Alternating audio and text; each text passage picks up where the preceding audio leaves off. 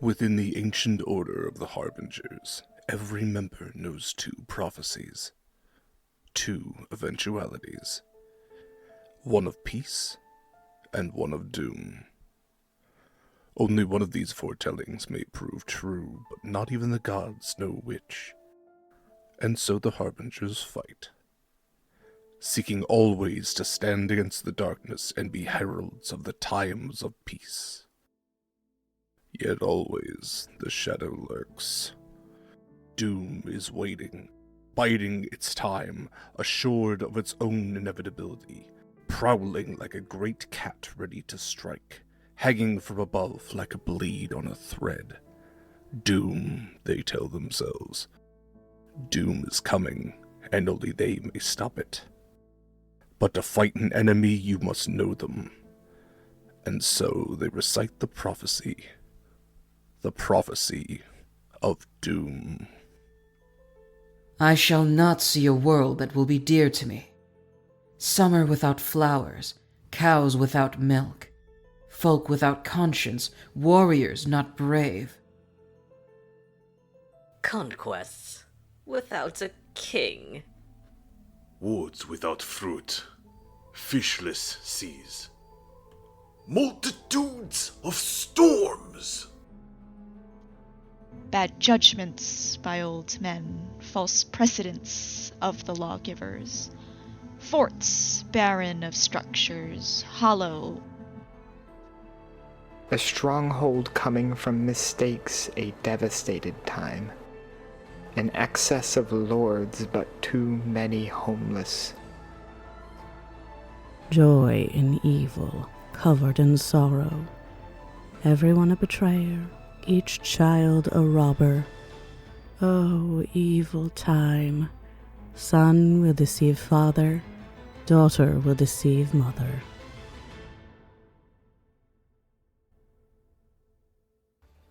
Ahoy and welcome, everybody. Welcome to Harbingers, a Horizons Call game. I am Derek Sword. I'm your GM for this game.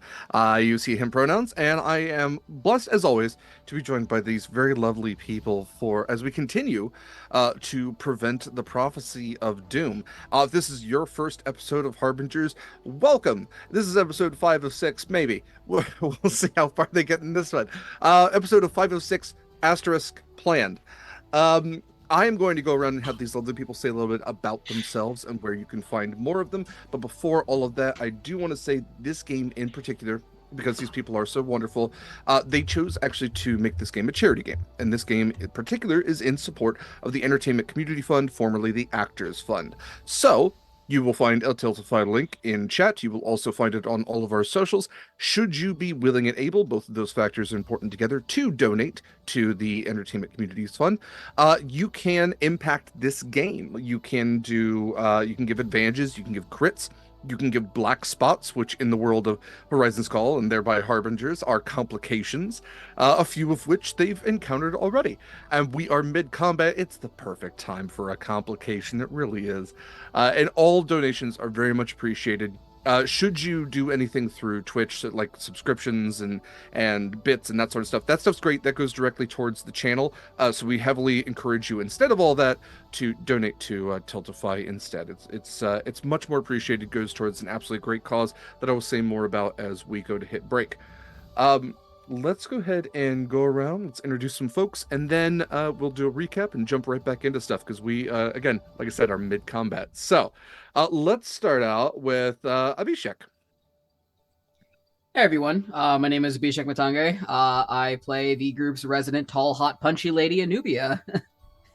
Yeah, pretty much just ready to excited to just punch some ghosts and find some lost cities, possibly.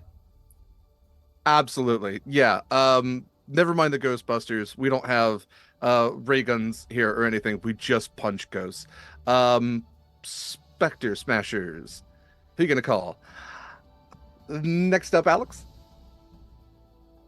Hello, everybody. My name is Alex, and I am not who you were going to call. I am thrilled and excited to be here playing Desiree, the Drow Echo Knight. Incredible. Yes, don't call Alex. Leave Alex alone. I'm now thinking about how I might need to give you all... There is like a tattoo in official D&D of like it's a ghost step tattoo that allows you to punch ghosts better. Might need to get you all that. We'll come back to that. Okay, LD. Hi, everybody. I'm LD, or the Lady Dame, or Lady Dame. Really, the is just there for username purposes. Uh, I don't need the ghost step tattoo because Fia already has the coolest tattoo ever. But the Blood Fury tattoo. But I play Fia of the Rowan, a resident harpy blood hunter, who is a short, hot bird lady as opposed to a tall, hot punching lady. But that's where we are. Okay. Regardless of height, all hot. I think that our character art, which thanks to Michael Sandoval for doing the character art for this game, you can clearly tell that everybody in this group is incredibly hot, regardless of how close to the sky they happen to be. So thank you to Michael for that, and while I'm at it, thank you to Kayla for running tech for this game. Might as well just toss it in right here at the middle. Next up is Rack. Hello, everyone. I am Rakolai, or Rakolai, or with preference I pronounce it. I'm just glad you're here. Thanks for tuning in today.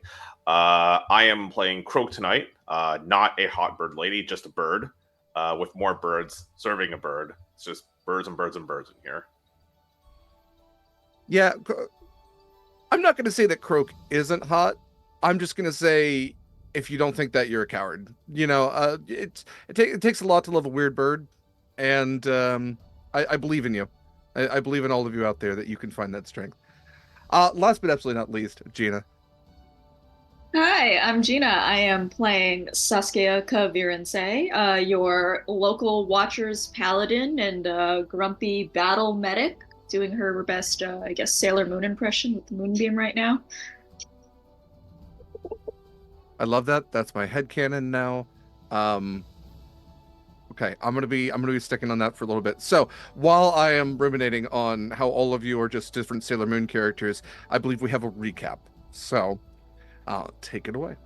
That's me. We're gonna do a short one because we got combat to get to. So we continued on through the night from I think the first base camp, right? We all got very wet because the weather sucks right now. It's very stormy weather. I'm doing spark notes here, guys, okay? We did, while on the way, pushing on through the night to the second base camp, we saw some jungle giants, we being Fia, some jungle giants at a distance after Croak had accidentally fallen into one of their footprints. We decided to give them a wide-ish berth because we have a lot of combat to get to. But we did see that they were accompanied by their little small beetle friends, small being very large compared to us, I guess. Trying to read my notes here. We did manage to get to the second base camp as it approached before sunrise. There we met two people, Wade and Sinclair. Sinclair was not doing very well, giving off an undead vibe, which was a little yikes. So, Saskia had examined Sinclair, and we very quickly found out that Sinclair was infected by these little worm things that the half of the group encountered, I think, 2 episodes ago. It's not very fun. We did successfully kill them after expelling them from Sinclair, and Wade, pretty spooked, gave us all of his notes on scouting the area for General Tacitus and his Lost 99. We did learn that he refused a retreat of some sort, which did not go very well for him, and that there was excavation equipment to look through the battlefield that we are now on, using Wade's notes and Croak's. Croak has been so great for us, guys. Croak's skillful survival skills. We traveled along the river to this battlefield in which we saw, it looked pretty abandoned, at which we saw these cadaver. Sorry, I got super distracted.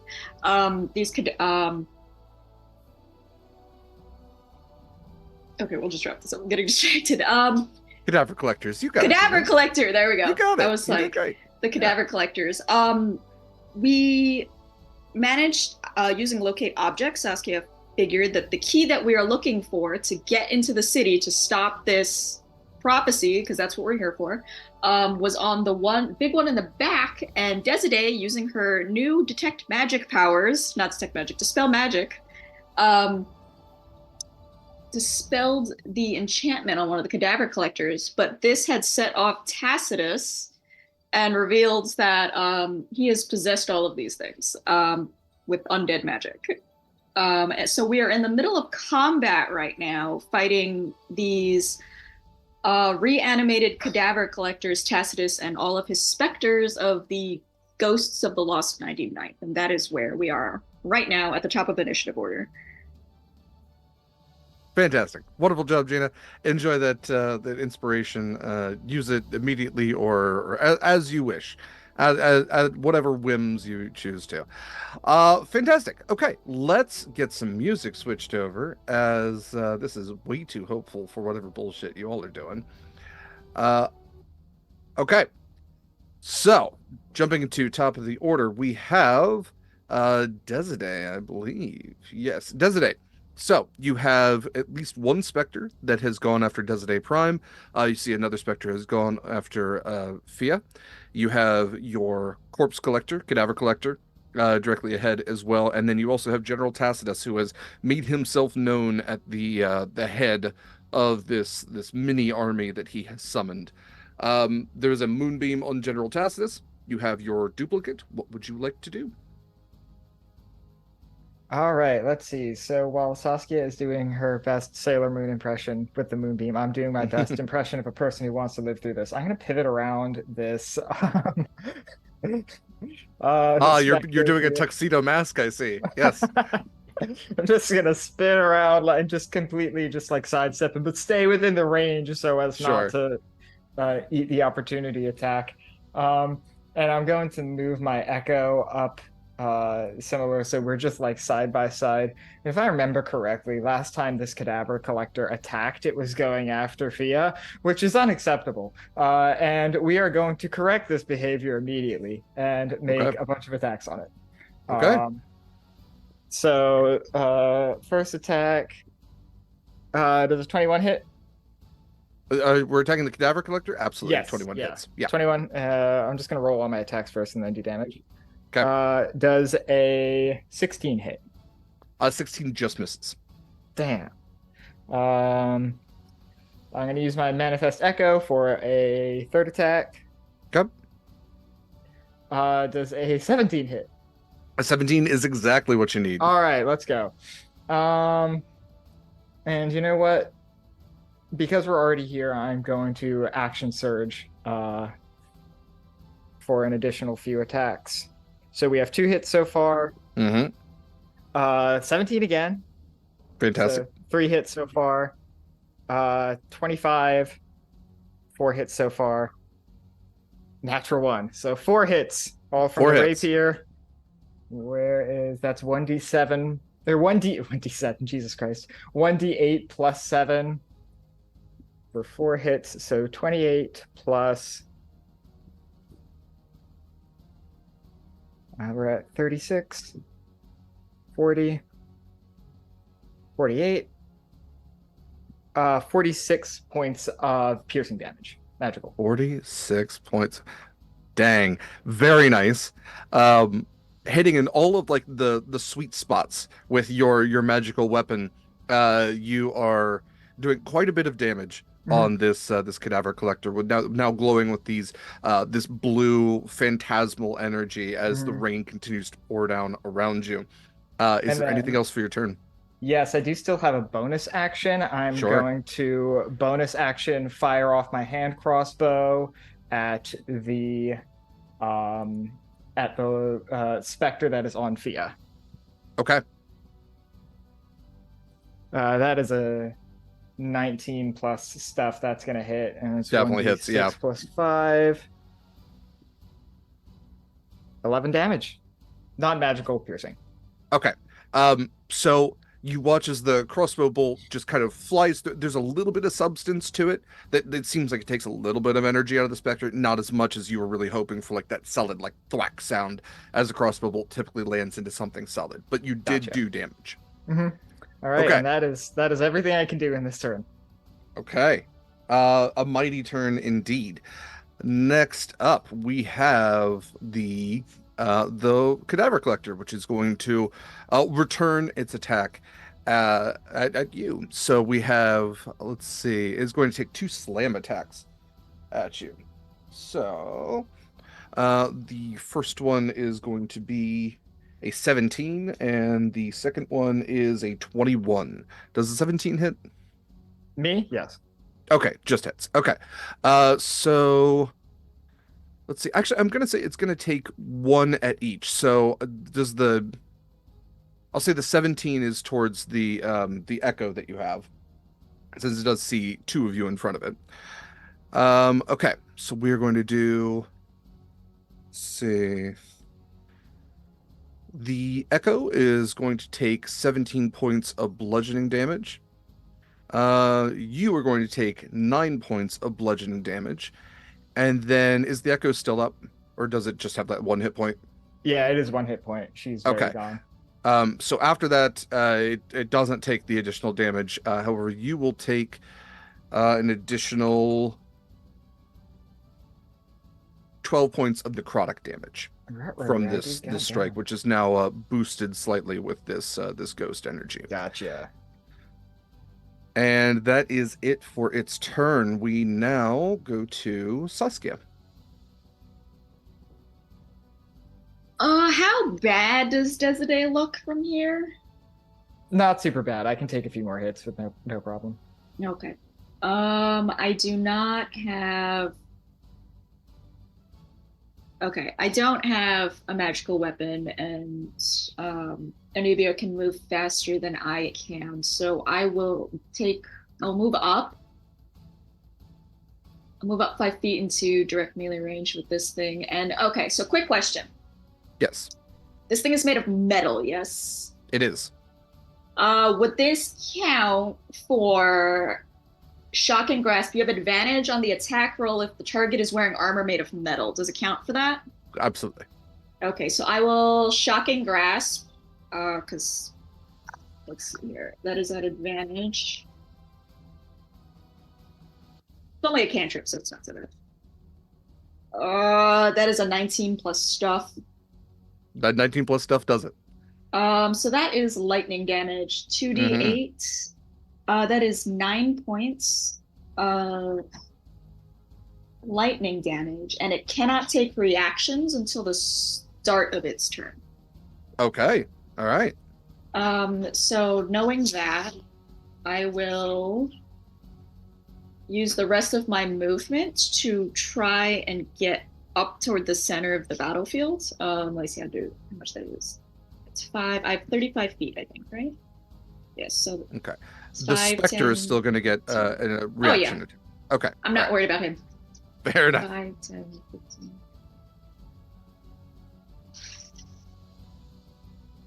Okay, so.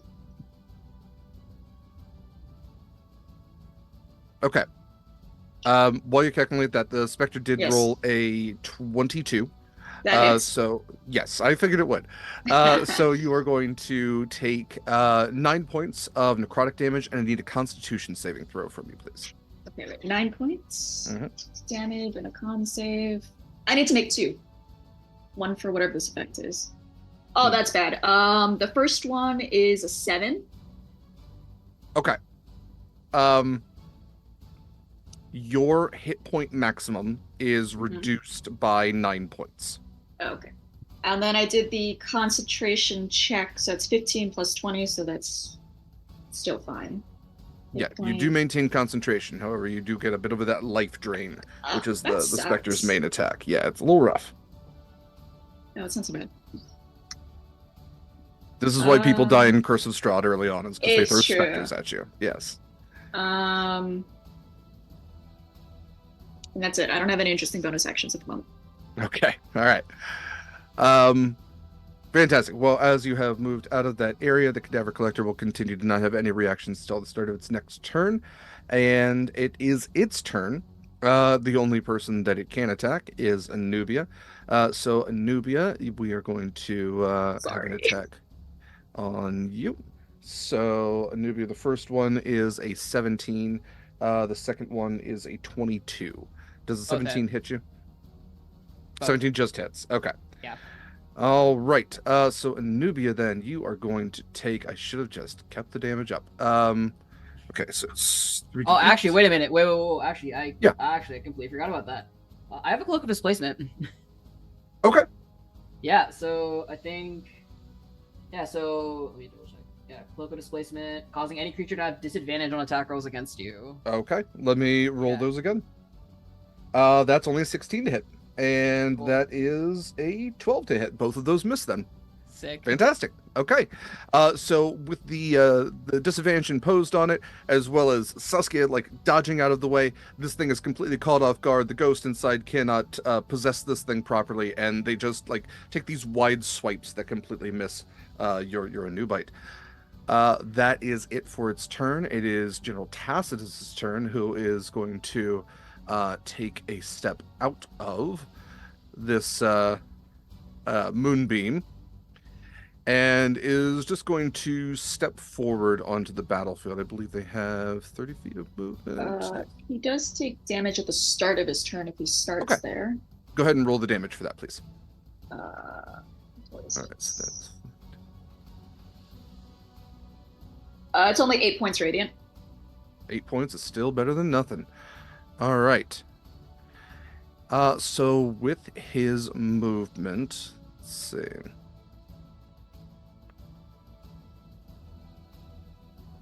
Okay. Guess I'm just gonna have him dash because he can't really do anything. He doesn't really have any ranged attacks. So let's see. Okay, I'm going to have him get right up here, cozy next to Fiat, who is still flying, just out of reach. But I'm going to see if he can do his paralyzing breath, which is a 30-foot cone. So this will be Fia and Desade. I will need a DC 18 Constitution saving throw, please. Oh god. Okay. This is fine. This is super fine. DC con save. Oh no. Yeah, that's not happening. Okay. Do you have any advantages you want to use? I don't believe I do, actually. I believe I broke Desidee's out. I didn't know if we had a floating one. No, we were playing fast and loose. I have an Derek. 18. 18 is save? exactly what you need. Woo! Okay. Desiree, you are paralyzed for 1 minute, but you can repeat the saving throw at the end of each of your turns. Yet. All right. That is it for his turn. Anubia, it is your turn. Okay. All right. So I will. Honestly, I'll probably just position myself between one of the specters and the cadaver collector that's closest to me. Sure. And I don't like that the specter tried to life drain Saskia earlier.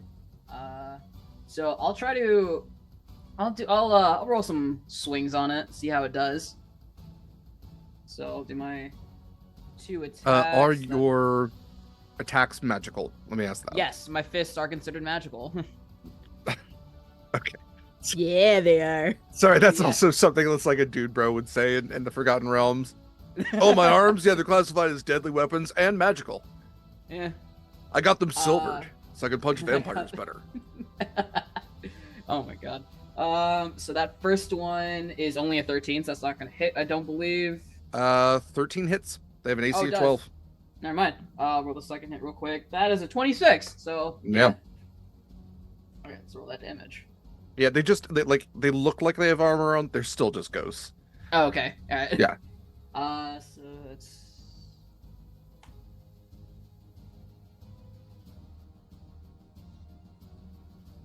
That's 15 points of damage, and I'm also going to activate my Manifest Blow on them. Okay. So since they were the first enemy I hit on my turn with an unarmed strike, I get to inflict another d6 of damage, and it is going to be double check what I can choose. I believe I chose what did I choose? I had it here a second ago. Yeah, I'll choose psychic damage for this one, so I'll just roll. Okay.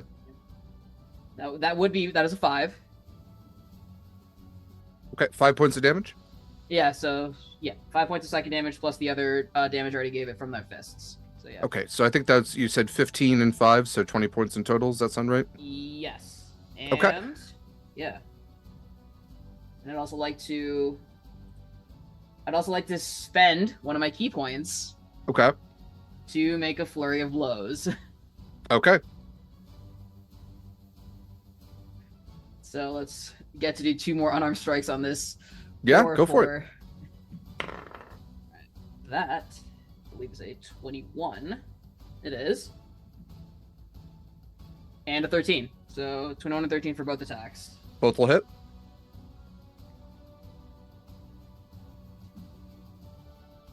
$17 more damage. Okay. This thing had 2 hit points left. Oh. So what I'm going to say is you are able to take out this this specter, and then we do something here in my games called follow through. Essentially, anytime that you are within melee range of another target, especially a flurry of blows for a monk, you can easily shift your momentum, hit something else. So I'm going to transfer the rest of those 15 damage towards the cadaver collector. Okay. Go. All right, so that way your damage just doesn't end up somewhere, you know. Gotcha, yeah. All right. Cool. Anything else for your turn? No, that'll be it for me. Fantastic. All right, then let's see. Next up in the order, we have Croak. Underwater, holding your breath. Birds above. What would you like to do? All right. So, quick question before I take my turn. What direction is the current? The current would be going, let's see, to the left side of the map. It would be flowing out towards the sea that way. So it's flowing westward? I guess we're talking, because the map isn't exactly like north, south, east, west. It would be flowing like northwest. Yeah. Okay, yeah. So, like, if I were looking at this map, the current would be flowing like towards the left side. Correct. Yes. Okay. So, if I were to like swim underwater, could I treat that as a swim? Yeah, absolutely.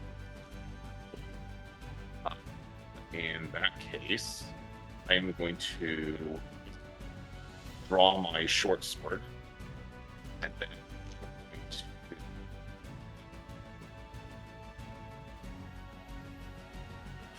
to use my bonus action, cunning action, to dash. Okay.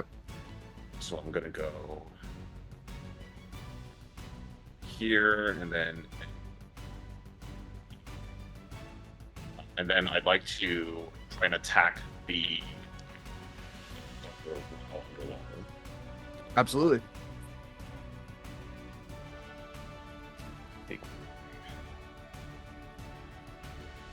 Strikes. Alright, so 22 and a 26. Both will hit. Alright. It's going to be... Now, this is a magic sorcerer, so do damage. That is 3 points of... No, not 3. That is 7 points of piercing. You do get sneak attack too, I believe. Yes, I know sneak attack now. That is 10 points of sneak attack. Okay. And then the swarm will also deal an additional d6. going to be 4. For the second strike, the damage is 6. And then I'm going to spend a use of my Whale from the Grave. I'm going to deal 1d6 product damage to this here. Mm-hmm. It's within 30 feet. That's going to take 4 points of damage. Okay. So those are just going to fly off and attack them. All right, solid turn. Anything else? I think I'm just going to stay there. Perfect. Okay. I don't know if you used your bonus action or anything, but did you want to hide, kind of like being underwater? If I can do that, yes. Yeah. Go ahead and just roll stealth for me.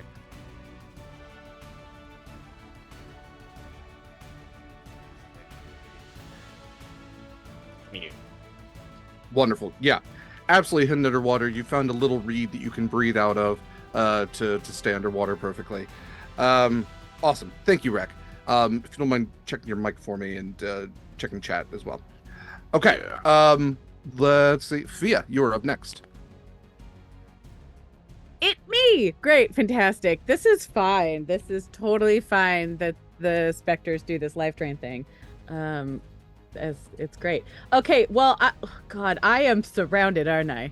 Cool.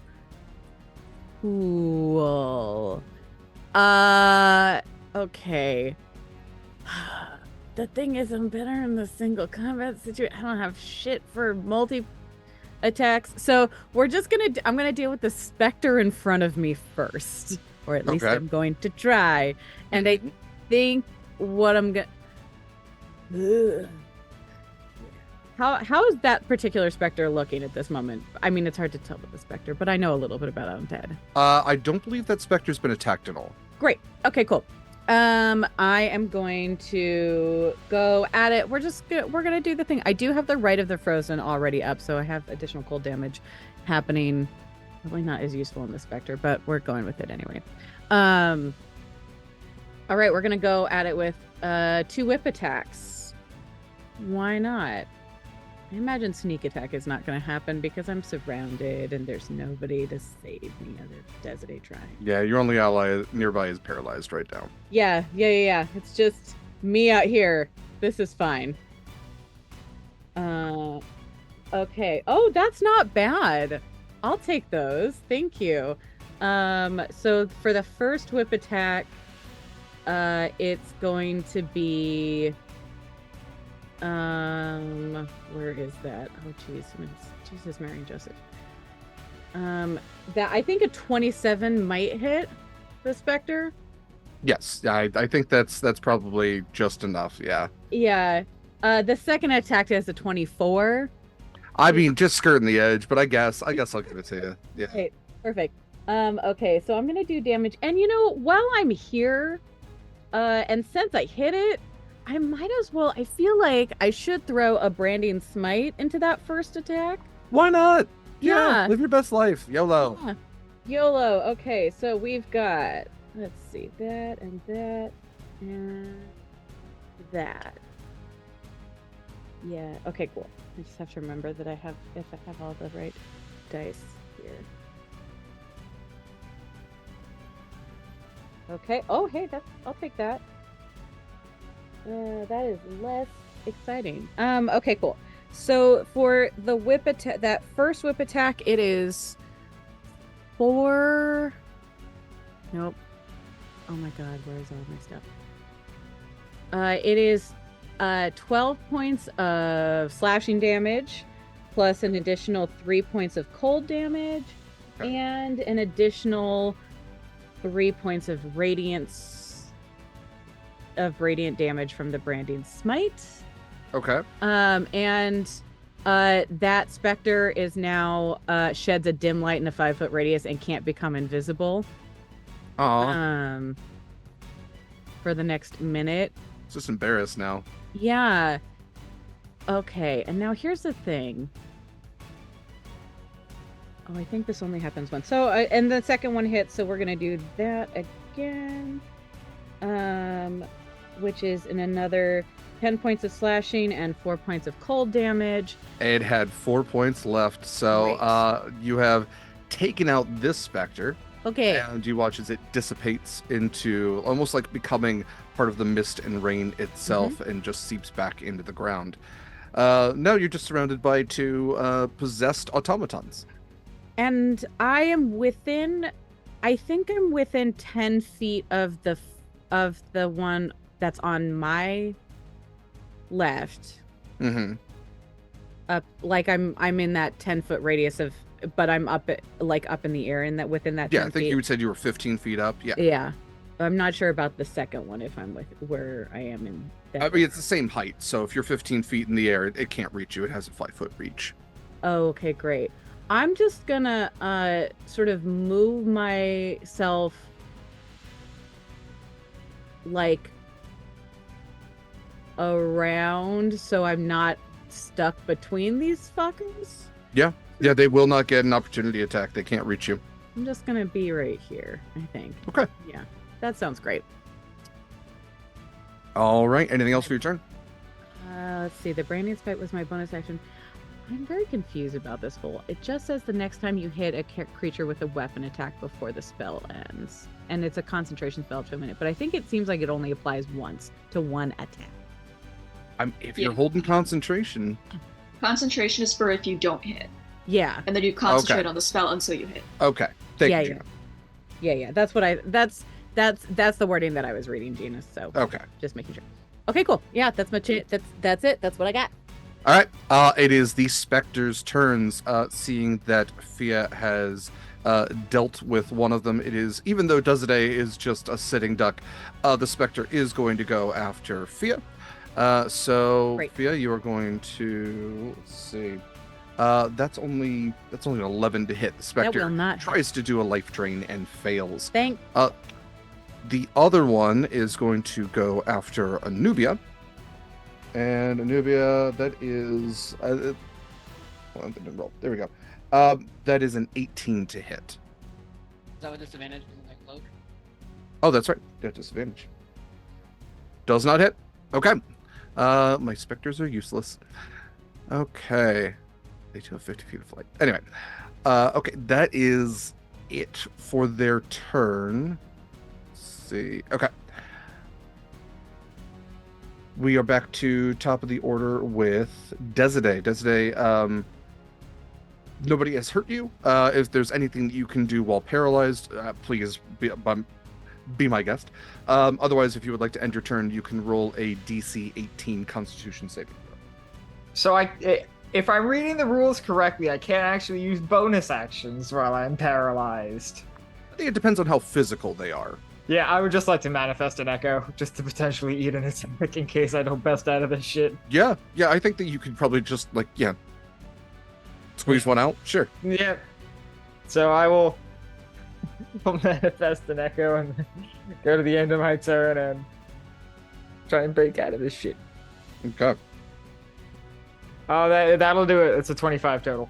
Fantastic. So no longer paralyzed. Dezade back in the fight. It is Leftbot's turn, as I've noted on our list here. Okay, Leftbot, let's see, doesn't have any range for Fia. Only has Dezade. Dezade, if you want to summon your, there you go. Okay, so it's going to take its 2 attacks on Dezade Prime then. No longer paralyzed though, so it's not going to get advantage. That was a 1 on the first roll, and that is so it's even 11. It's a 22 on the second. So, Dezade, you are going to take... I can't do anything about that. Yep. 12 points of bludgeoning and 20 points of necrotic. You got it, boss. That's what I'm here for. That is it for its turn. Saskia, it is your turn. God, everybody's like just... I will... Okay, first thing I'm going to do. I'm going to drop concentration on Moonbeam.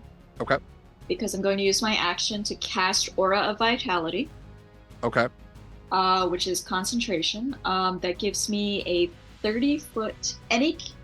Anybody within 30 feet of me, using a bonus action, I can cause them to regain hit points. Does anybody look really bad this turn? While I set up this aura. I'm in tip-top shape. Okay. I will save settings. There we go. It's this green tint. Yeah. Since everybody over there, I will walk toward, use my movement 5, 10, 15. How does Fia look? 15. I'm down 6 hit points, but honestly, I can't cut this back anyway until after this is all over. Again, I don't have any fun bonus actions, so I will just use my immediate bonus action after moving 15 feet to give Desiree 2d6 points. Not much else I can do, and I'm really just prepping for when shit hits the fan. Okay. You regain 4 hit points. All right, thank you very much. Healer's very exciting. It's a lot of foresight turns. Yeah, that's it. Whatever the moonbeam up there is gone. It's gone now. It is gone. Yeah. Yeah, I'll hang out here. I'm scared of getting closer to Tacitus. That's my turn. All right. Hey, it's Rightbot's turn. Rightbot can't see Croak, has a Spectre, can only see Anubia. Rightbot is going to take attacks on Anubia. That first one, with disadvantage, of course, still is going to be a 28. Second attack is still going to be a 22. So, Anubia, you are going to take... Let's see, 18 plus 13, so 33 points of bludgeoning damage. And...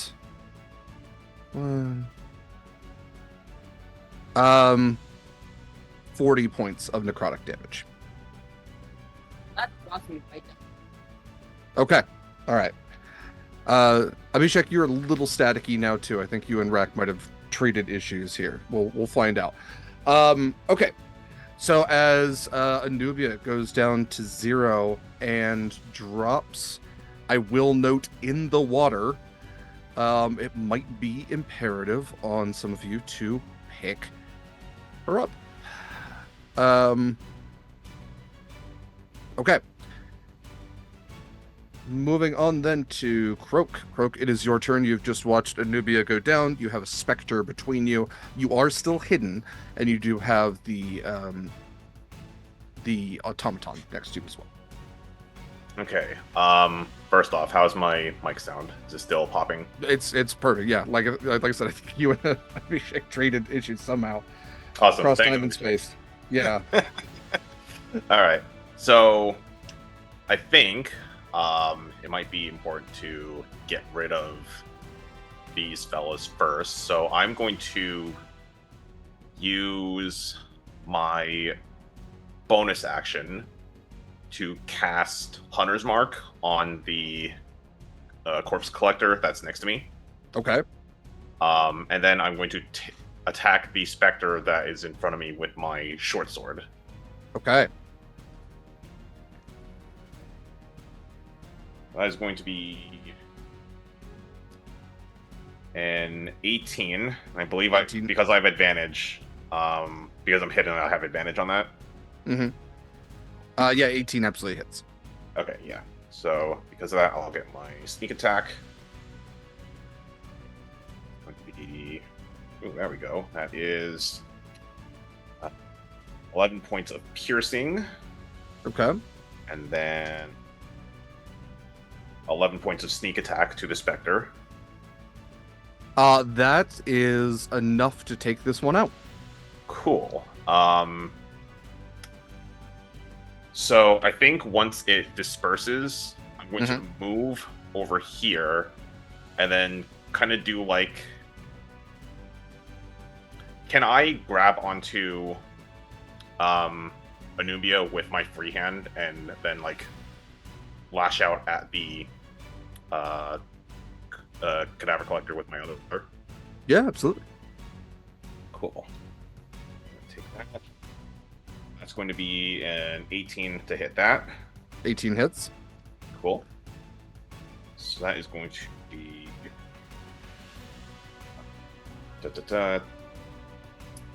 10 points of piercing, and then for the Hunter's Mark, that's going to be 3 points. Okay. And then my swarm is actually going to move me 5 feet back. Now, would that be enough to kind of carry Anubia with me? What is your strength score? My strength score is 14.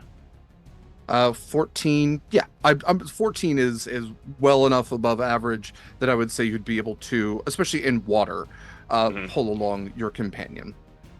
Okay, so then I think what I'm going to do is I'm going to have the swarm move me back 5 feet with Anubia out of the creature collector's reach. Okay. And then I'm just going to kind of like drift along with the current, maybe to like here, so that I can like deposit Anubia up on shore. Okay. Yeah. It does not see you. If you're keeping Anubia beneath the water, it would have no reason to lash out at her.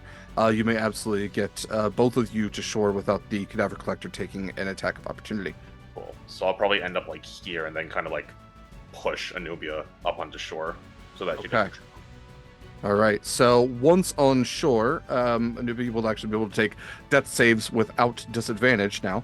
Or actually not even disadvantage, you would automatically fail them because you'd be drowning. Fantastic turn, Croak. Anything else for it? Let's see. I was here. I think I'll take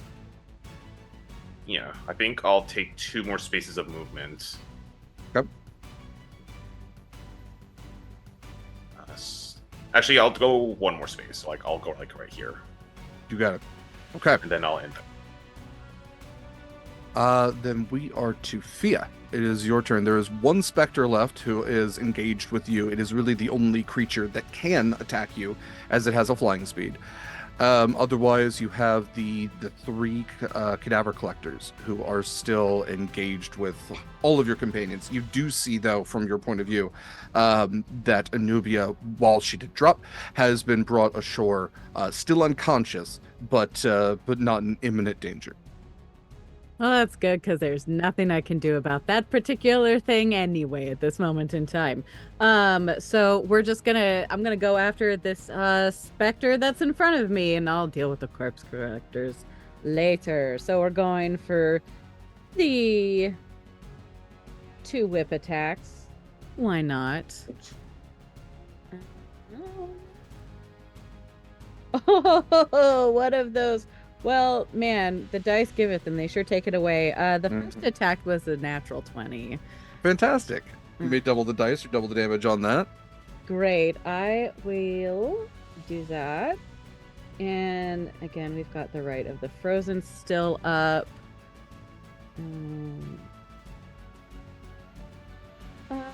Yeah, okay. You said double the dice or double the damage? Yes, your prerogative. Oh, okay, great. Let's double that damage then, which is 10 slashing or 20 slashing with it doubled, and 4 cold damage. Okay, so 8 of that damage then, as it only had 16 left, is going to go into the cadaver collector. Beautiful. And yeah, the second whip attack would have been a swing and a miss as far as anything. Just okay. Fine. But I am. Oh, am I gonna do this? Is that useful at all? I wouldn't have any idea if I haven't. Nothing that I've observed tells me anything about how these corpse collectors deal with necrotic energy. Like, if they're... Yeah. I think you You could roll for Arcana if you would like to reason out a strategy on them. Yeah. I would like to sort of. And would these count as the corpse collectors themselves aren't undead, are they? They kind of are now. They are both Okay. construct and undead, because if you think of like the ghost piloting them as a separate but also singular entity. So I would get advantage on that. Okay. If they are undead. Which is great for a dirty 20 Arcana. Okay. Fia would probably know well enough. Most constructs aren't really super receptive towards necrotic energy damage in the first place, because necrosis doesn't really affect them. And then even more to that point, ghosts they've already necrotized. It's not super effective towards them either. So cool. I would give that to you as the question that you have asked. Perfect. That's sort of what I had anticipated, and so a lot of my bonus actions in this particular instance are not going to be particularly useful against these things. So that will be my turn. Okay. The specters, I believe, have been wiped off the map, so they no longer have a turn. And we're back to top of the order with Desiree. All right. After composing myself from being paralyzed and then not, we're going to continue on with what is it, left bot over here? Mm-hmm. And yeah, going to end up making 4 attacks, 3 from the sword, 1 from the hand crossbow. Yep. First with the sword, that is... I can reroll that. That's some bullshit. That's much better. That's a 27 for attack 1. That's an 18 for attack 2. Fantastic. 22 for attack 3. And then this is the one for the hand crossbow with my bonus action. That's a 17. So 17 just hits. Yeah. Yep. From the sword, where's my D10? No, D8.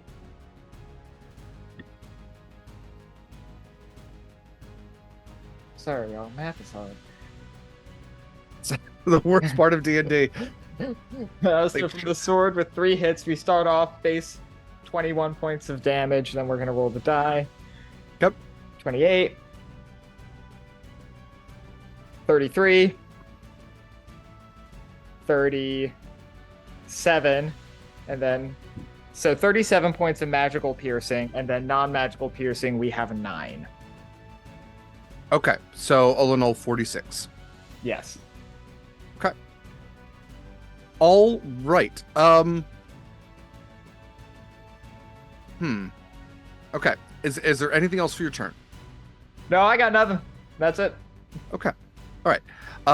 You, through all of your attacks, have like severed like gears to this thing. You have broken off pieces of armor. You have nearly hobbled this thing. It's hard to tell the health of a robot, but this thing is looking in very, very, very rough shape. Okay, then it is its turn, and in a last ditch, I am going to see if it can get its paralyzing breath back. I need a 5 or a 6, and I got a 4. Okay, that is its turn. We are then to Saskia. I'm not trusting my rolls right now. Anubia is within 30 feet of me, well within 30 feet of me, so I will cast Aid at 3rd level. She regains a flat 10 hit points, including to her max. I will also use my bonus actions to use Aura of Vitality, because she's only 10 hit points. So she's going to regain another 2d6. See if I roll well. That's another 10, so you now have 20 hit points. With an additional 10 to your max.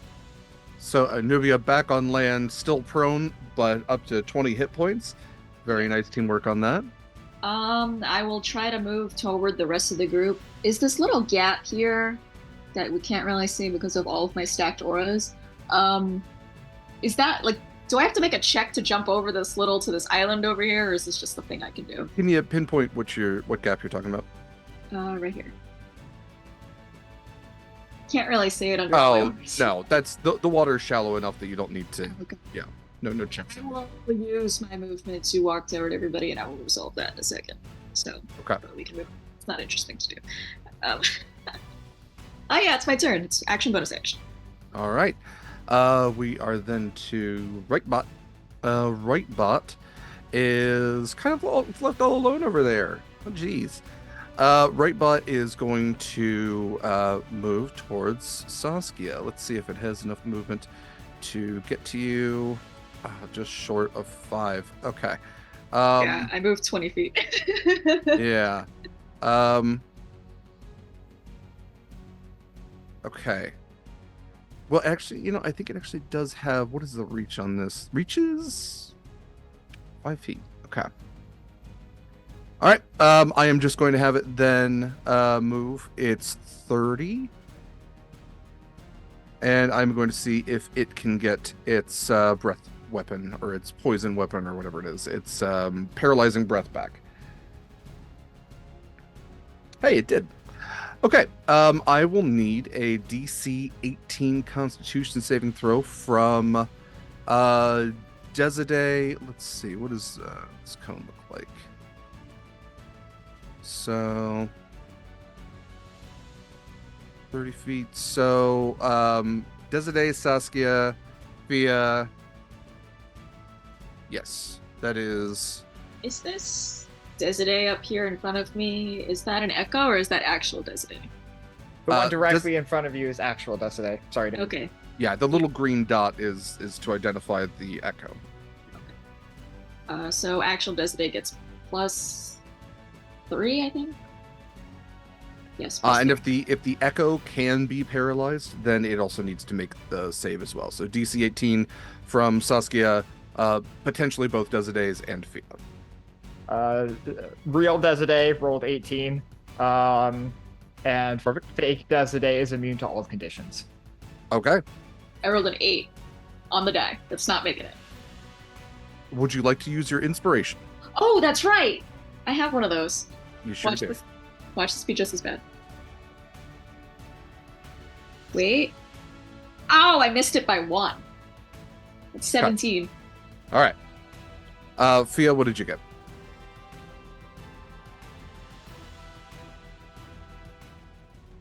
Natural 20. I don't know if you need +2, so 22. Fantastic. Okay.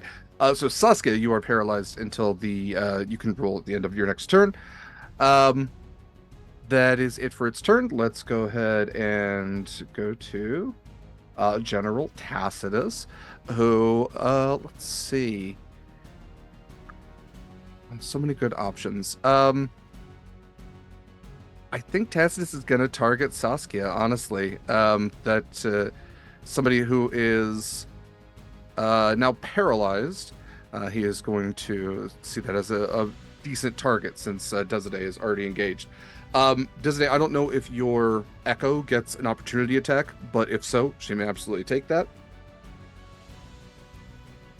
Yes, we do. Okay. That's going to hit. That's a 22. Okay. Damage is going to be 1d8 plus 7. 1 plus 7. 8 damage total. 8 damage total. Okay. Okay, so Tacitus is going to take attacks with advantage on Saskia. Both hit. So Saskia, you are going to take 15 plus 35 points of bludgeoning damage. Or I'm sorry, that's of necrotic damage. 35 points of necrotic damage. And let's see. 22 points of bludgeoning damage. I'm still up. Okay. That is it for his turn. We are moving on then to Anubia. You can use half your movement to stand, otherwise you do have hit points. And just a reminder to Croak that the furthest south on the map, Cadaver Collector still has Hunter's Mark on it. But yes, Anubia, it is your turn. What would you like to do? Just double testing. Does my mic sound good? Sounds all right. Perfect. All right, yeah. So I will take half my movement to stand back up. Yeah, she doesn't really like being down. That's not a fun time for her. So I guess seeing the two, cadaver collectors, she'll just straight up just focus on General Tacitus at this point, because screw it, she's probably like the closest one of the closest, so flip of a coin, really. So she'll make her way over, using some of her movement, and yeah, go for a couple swings on him. Yeah. I also love the concept that, Anubia doesn't like being down. It is further solidifying that Harbingers are not bottoms, only tops, as opposed to my normal Horizons Call crew. Oh my god. That is a 26 first They'll do it. The 22 for the second one. Both hit. Alright, cool.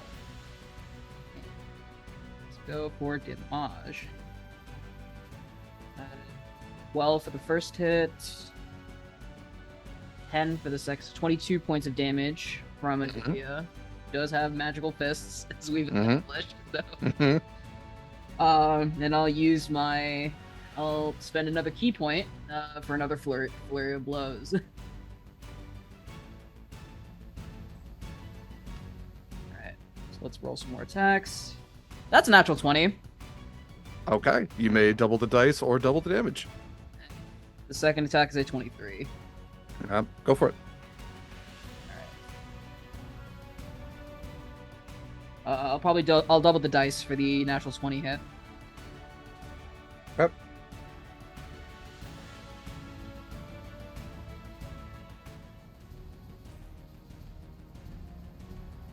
So that's 18 points for the natural 20 hit. So it's 2d8 plus 5. And 12, so that's 30 points of damage from that flurry. Okay. General Tacitus is also looking incredibly rough. You actually start to see, like, seeping from the joints in this cadaver collector is like spectral energy that's almost like smoking out of it at this point, as it almost seems like the machine is being pushed past its limits, and whereas it would be like smoking and leaking oil, it's like it's leaking ghost. Ectoplasm is coming from the joints at this point. Is there anything else for your turn, Anubia? Don't believe so. No. Okay. Croak, it is your turn. Alright, I'm just gonna swim on over. Right up to the general here. Take some swings with my short sword. Okay. That is a 27. My first swing.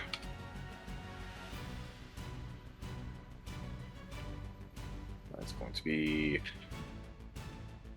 11 points of piercing, plus 8 points of sneak attack. And for my second swing, that's 22. Okay. I'm going to use my swarm to inflict an additional d6 on this one. Okay. That is 10 points piercing and 6 from the swarm. Okay. General Tacitus looking incredibly rough. Is there anything else for your turn?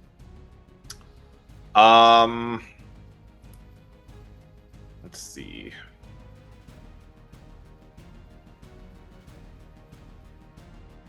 Can I use my... Can I, like, take a look at this corpse cadaver collector to, like, kind of see if there's, like, an entry point somewhere, like a panel that could potentially be accessed? Sure. Yeah, give me an investigation check. Investigation. That is a 22 investigation. Yes. The entry panel to access I'm assuming you're like looking for like inner mechanism kind of stuff. Croak would probably notice a couple. There is one at the back of like the head of this thing. It has a very robotic head that kind of extends a little bit, almost like turtle-like, from this shell that goes over the top.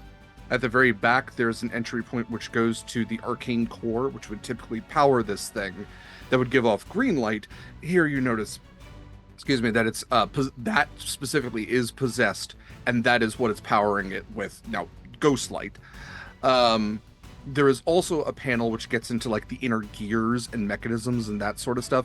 That is on the back panel, but there are also a lot of spikes and skeletons and all sorts of things that make it harder to access, like when you're actually fighting this thing, or when you're like the point is to make it harder to get to. But yes, there is a panel which we get to. Like, you could gum up the gears real easy if you were to open that panel. Could I have one of my spectral ravens kind of like perch on the the panel that would like lead to its core, and kind of like sure at it? Yeah, just like indicate like, hey, here. Okay, so I will consider that if you would like to target that specifically, you would have advantage on doing so. Okay, Croak, if there's nothing else, Fia, it is your turn. Excellent. There is...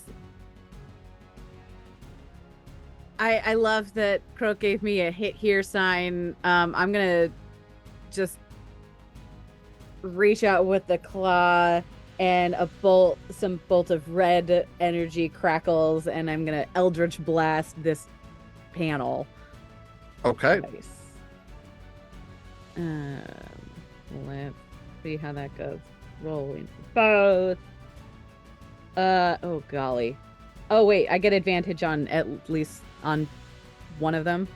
Okay. Yeah, you do get advantage if you are targeting where Croak was pinpointing. Great. Okay, so then the first attack is a 17 to hit. 17 just hits. Okay, great. And then the second attack is higher. That's a 22. Here, then we roll. All right. First attack is 3 points of force damage. Second attack is another 3 points of force damage. How are we looking? 3 points was exactly what you needed. Fia, you watch. I'm actually going to give you two things here, because the cadaver collector closest to you only had 4 points. So as you fire your 2 bolts of Eldritch Blast, you actually fire them through the head, like the faceplate of the first one, carrying forward with this energy and blasting then into General Tacitus. And you watch as both of the heads of these cadaver collectors just shatter into metallic shrapnel, and the arcane cores of both these, kind of just squares of arcane energy that they're kind of like, charged, they're like batteries, just fall to the ground. And you watch as the first one just flickers. Literally the ghost energy just dissipates completely from it. The second one, as we go to exit turn order, you would watch as General Tacitus, like almost hologram-like, extends from it, and you see the ghostly visage of a general who lived hundreds, I should say, years ago, not thousands. So as he steps out onto the ground here, we'll call that General Tacitus, you see let me change up music here too. You see a older human man, again ghostly. He is shrouded in this misty blue light. He is semi-transparent. There is definitely a darkness to the energy about him, as he is someone who has refused to pass on something that the Harbingers themselves kind of stand against in a heavy sense. And bedecked in what you recognize, like literally you can see his corpse still on the back of the cadaver collector, where his armor still lays, and yet there is the ghostly form of it that he wears now, a blade at his side, a helmet tucked under his arm. He just frowns at all of you. I see that. Just can't help but lose this one. Right, how many times I try. You've avoided the embrace of the Morgan for far too long, General Tacitus. My work on this plane is not yet done. I think it might be time to pass it on to somebody else.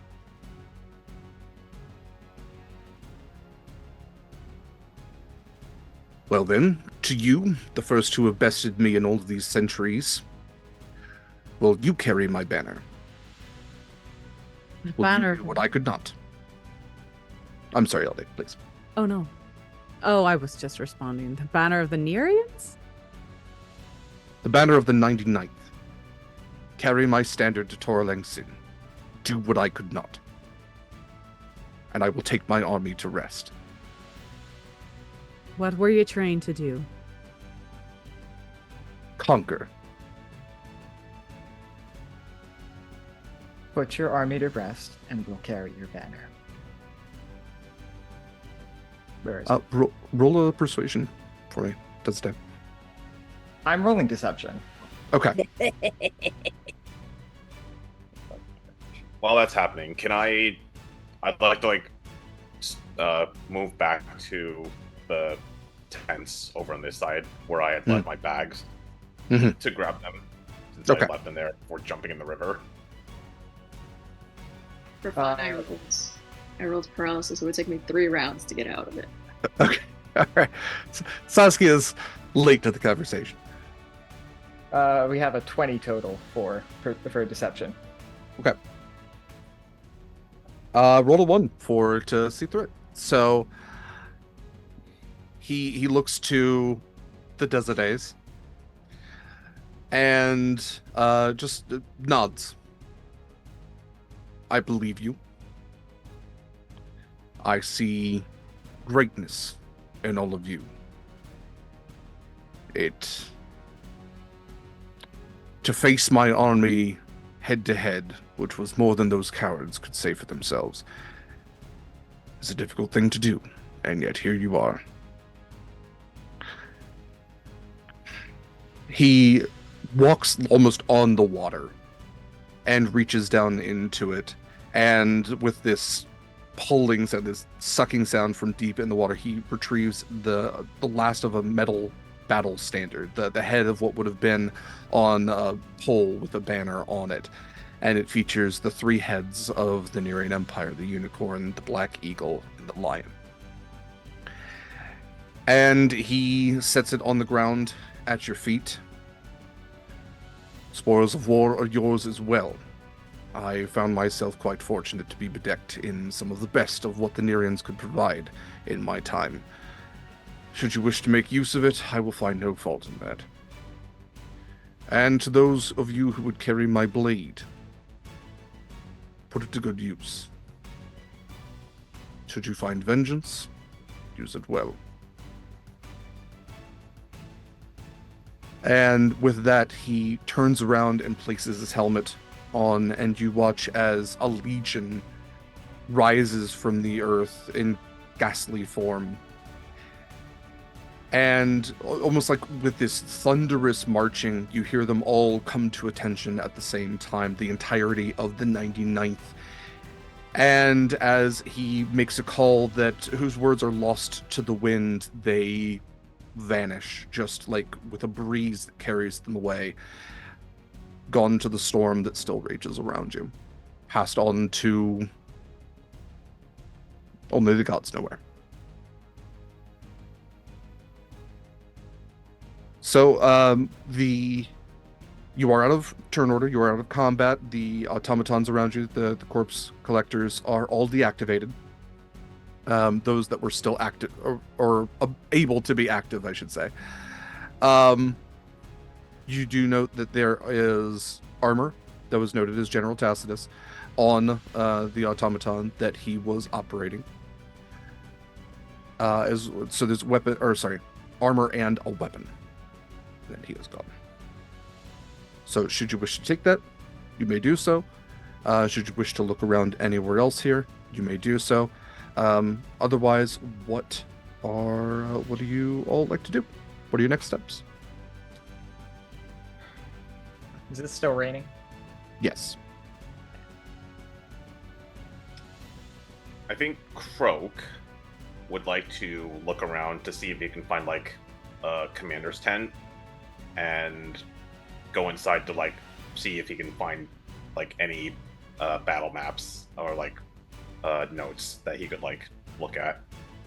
Okay. So the only standing tents are the ones from the the treasure hunting crew. Anything from the Nereans would have long ago worn away. But you can definitely check. You do know that like there's a bunch of blood inside the tents. The treasure hunters' bodies are on the backs of some of the cadaver collectors, as the cadaver collectors were possessed, then attacked the treasure hunters. So you could go through some of their stuff and see if they have anything. Go ahead and roll for investigation if you are looking for hints or tips at what comes next. Yeah, I'll do that. Come on. I will use of my Kenku's recall to gain advantage on that. That is a 19. Okay, great. So, Croak, I won't say how ceremoniously you do this. I leave that to you. Picks through the pockets of some of the treasure hunters. Instantly is like going through chests trying to find books, journals, maps, anything that he can come up with. Croak, you do find a handful of documents to go through. We will go through them. I want to see what everybody else does, but you definitely find some tips on what is next. Is anybody else wanting to do anything, unless you're just waiting for Croak to uncover what he has? I think Fia, like as the specters had sort of left, she's got her wings spread as wide as they can, and that tattoo on her chest just sort of glows ever so slightly, just beating along with the heartbeat.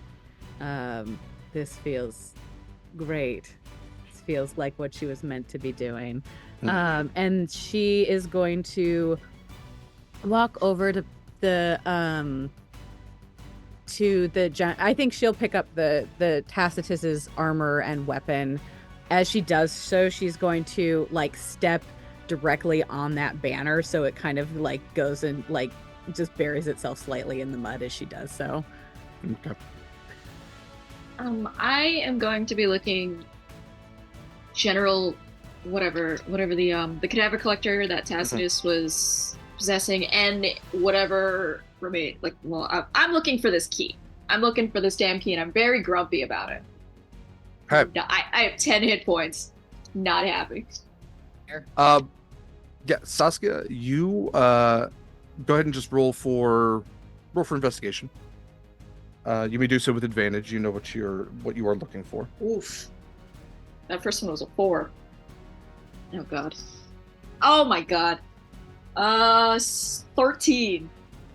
13's enough. So, on the body that you have identified as General Tacitus, who is wearing like it's a form of plate mail. It's more antiquated than you might be used to now, but it does qualify as plate mail. Definitely seems to have some sort of magical quality to it, as he indicated.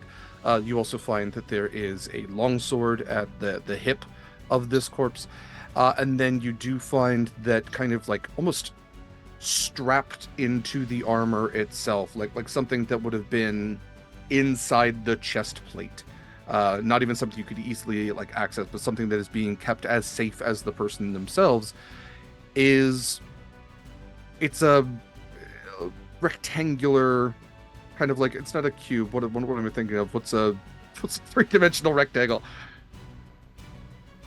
Anyway, it's that. I was hoping somebody would have better math than me. Yeah. Like a box? Rectangular prism. Oh, there's okay. All right, it's a rectangular prism. Duh. A cuboid, I guess. Thanks, Google. A hyper rectangle. Anyway, yes. So you find a rectangular three-dimensional shape, almost like a rectangular pillar. It's only about 8 inches in length, only about 2 inches wide, and it has lines carved into it. None of them necessarily intersecting, but all like you'll have a line start on one side, it'll travel around the other, and it has like this very interesting kind of carving geometric sense to it. Yeah. She would Thanks. maybe be interested in this armor or something later, but like she's literally just like tossing it, looking for this key. Ugh. So glad you lied to this ghost before you just trampling all over everything. Speaking of the banner, can I walk over to it? And I just remembered I have Green Flame Blade, so I would just like to turn my rapier face down, just put it straight into the banner, and just cast Green Flame Blade, burn it away. Yeah, what little was left of that fabric. Then take the pole and like plant it into the cadaver collector that Tacitus had, as like, this is what we conquered. So green light emanates around you all now, and yeah, absolutely. Anything anybody else would like to do? Funny enough, I think Anubia would probably go up to the cadaver collector where General Tacitus's armor, and I guess the now burning banner is. Mm-hmm. She would probably say a few words in Null, just something along the lines of, "May your journey to the Morrigan be may your journey be a safe one, watched over by the guideful eye of Anubis, and may the Morrigan judge you for what sins you have committed in life." Okay. Go ahead and roll a religion check for me, please.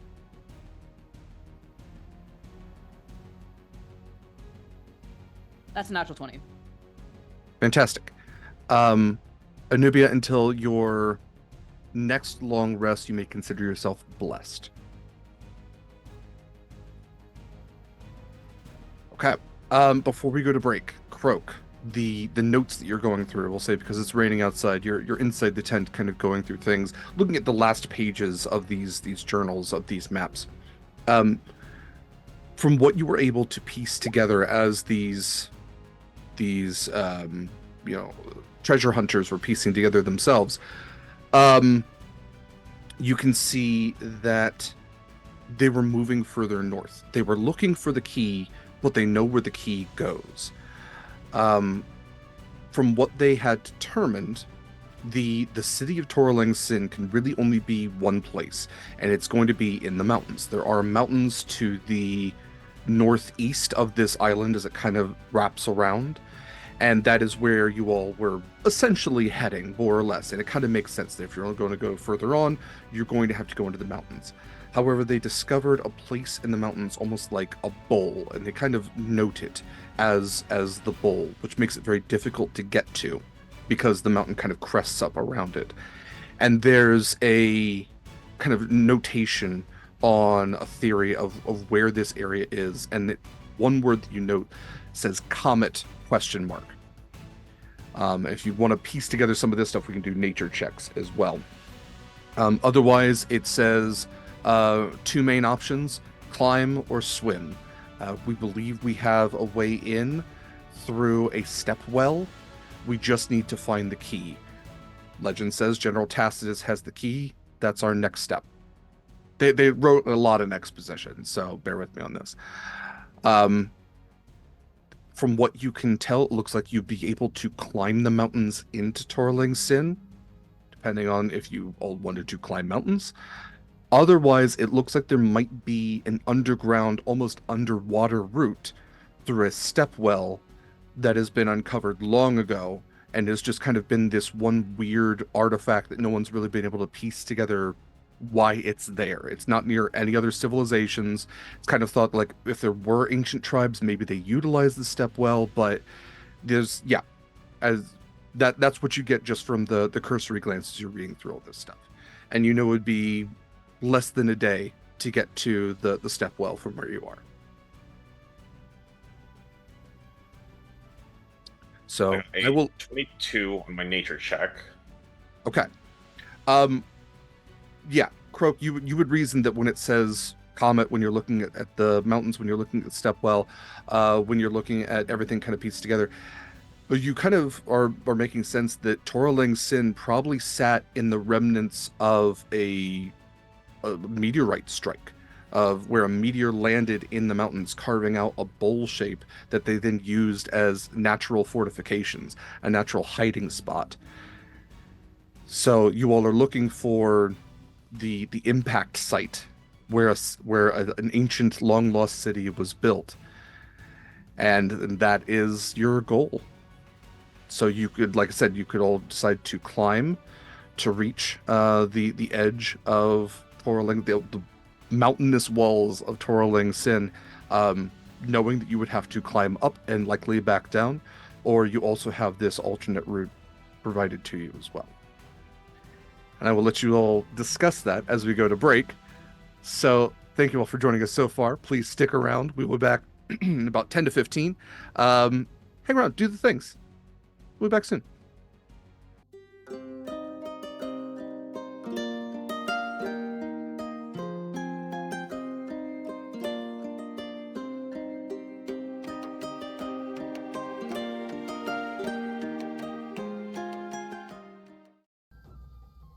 Vast and welcome back, everybody. Welcome to Harbingers, a Horizons Call game. I'm Derek Sword. I am your GM for this game. We're going to jump back into stuff, but before all that, I do want to emphasize that these wonderful players here, in lieu of any type of financial support themselves, chose to make this game a charity game. This game in particular is in support of this campaign, I should say, is in support of the Entertainment Community Fund, formerly the Actors Fund. Fantastic organization. It works to support basically all peoples that appear in any type of entertainment that we often take for granted, both in front of the camera, on stage, and also behind both of those. So whether we're talking about theater, film, television, radio, music, dance, opera, and circus, the Entertainment Community Fund goes to support these people when in times of need. It was a fantastic organization that supported the entertainment community during COVID and continues to do so because God knows that the people who are actually in charge of making a lot of the stuff and not the ones who just say they are, they don't get paid near enough. They can fall on hard times as well. And like I said, we often take the entertainment that it just comes so freely to us now for granted, and kind of forget the people that go to work. And I mean, when was the last time you actually sat through and read all the credits? Ask yourself that. All of those are people. All of those people have the same basic needs that you and I have, and then sometimes this country does not offer the best towards them. So the Entertainment Community Fund goes to support those people again financially. It helps them, find jobs. It helps them find training. It is a wonderful organization, and all of your donations towards Tiltify. That Tiltify link, which you can find in chat and also on all of our socials, goes directly towards the Entertainment Community Fund and also works to impact this game with crits and advantages and black spots, complications, all sorts of fun stuff like that. So please consider donating, and thank you to those of you who have already donated. Please only do so if you are willing and able. Both those are important together. Otherwise, a little signal boost is always appreciated. That said, let's jump back into stuff. You all have uncovered some notes as to where to go next. You stand on the still raining all around you, an ancient battlefield. And also you all have taken a little bit of damage here and there. Mm-hmm. So what would you all like to do next? Well, I think I'm going to check in with Croak to see what he's found, first of all. After I've procured the armor and I've swiped the armor and the sword off General Tacitus for now. Okay. That has Croak Croak, you want to show me what you found? Croak will nod.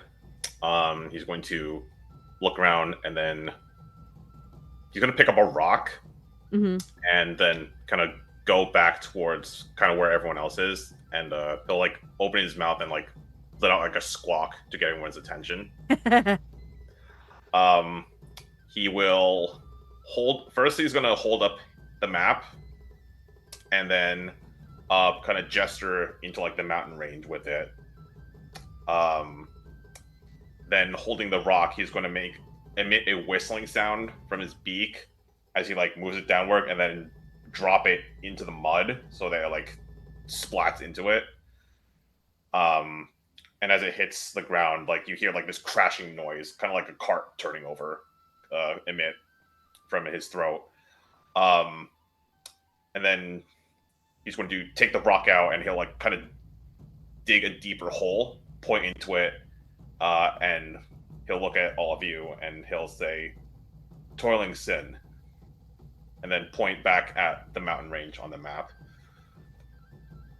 Well, that explains why the Starfall Communion is so interested in this place. I mean, among other things, but giant things falling from the sky sounds like their type of deal.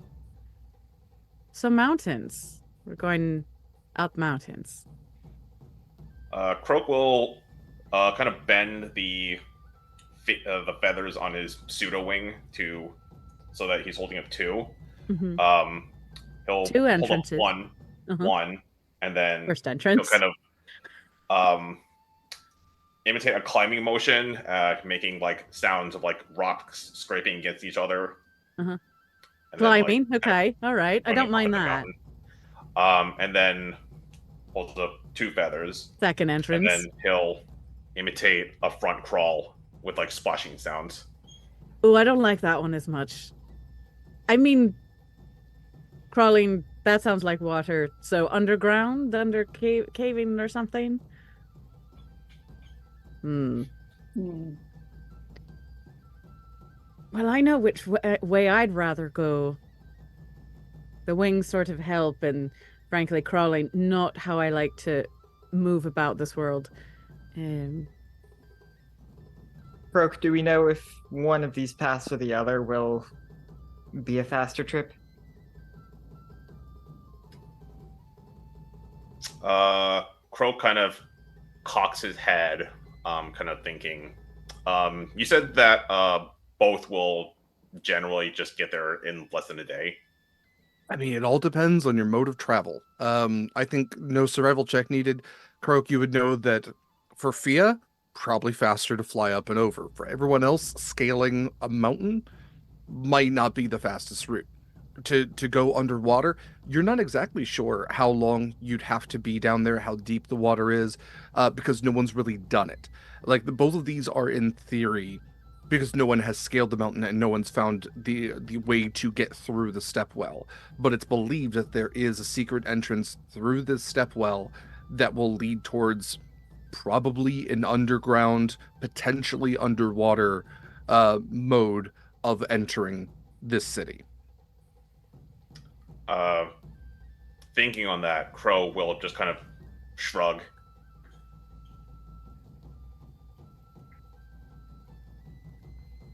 I mean, admittedly, if it helps at all, we do have rope. I can always go ahead, fly ahead and give you all a more stable base to climb on if that's something that you all are worried about. Yeah. Oh, that is a good point.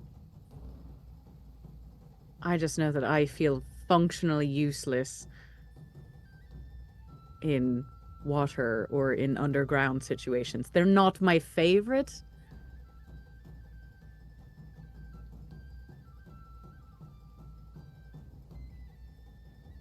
I have no strong preferences here. Swimming for me is always very easy. By now she's like lit her pipe. Just kind of like resting on her heels, like smoking. Very tired. just in the rain, the mascara's running. Yeah, that's It's beat all hell. What a beleaguered paladin. Admittedly, I would prefer the underground, but if it's not faster one way or the other, mine. We put it to a vote then. Sure. All right, who's for climbing?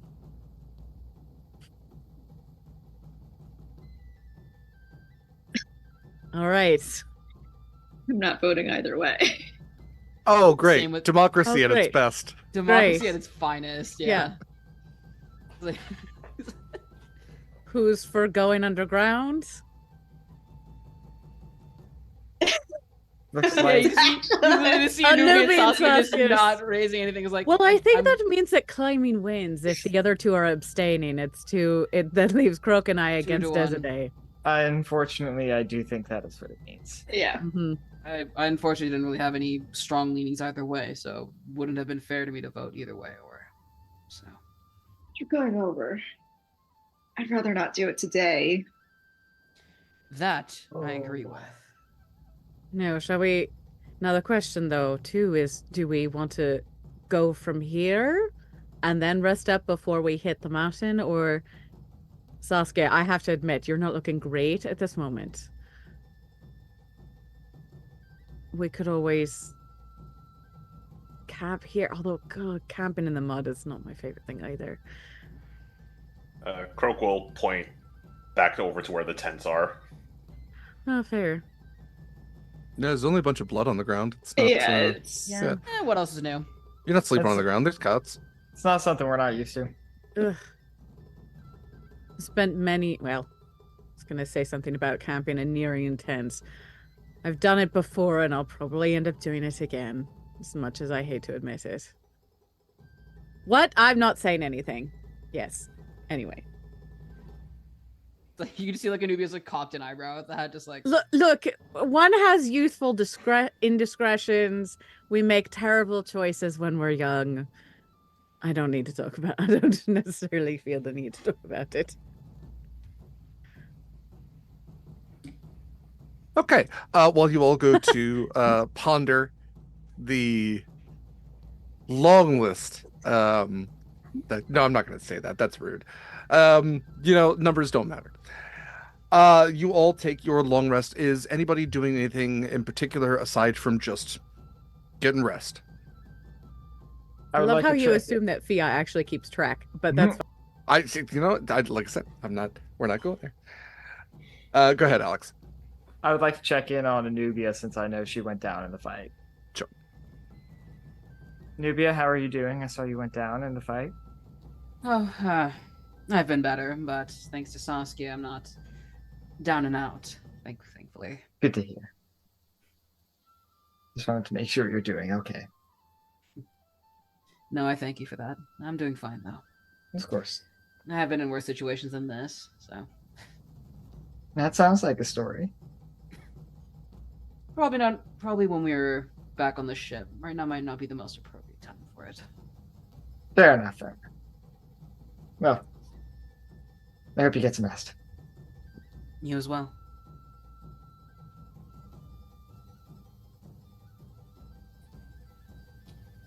I think Croak is going to take the opportunity to kind of rearrange his pack so that anything he might need for climbing would be like closer to the top to access it easier.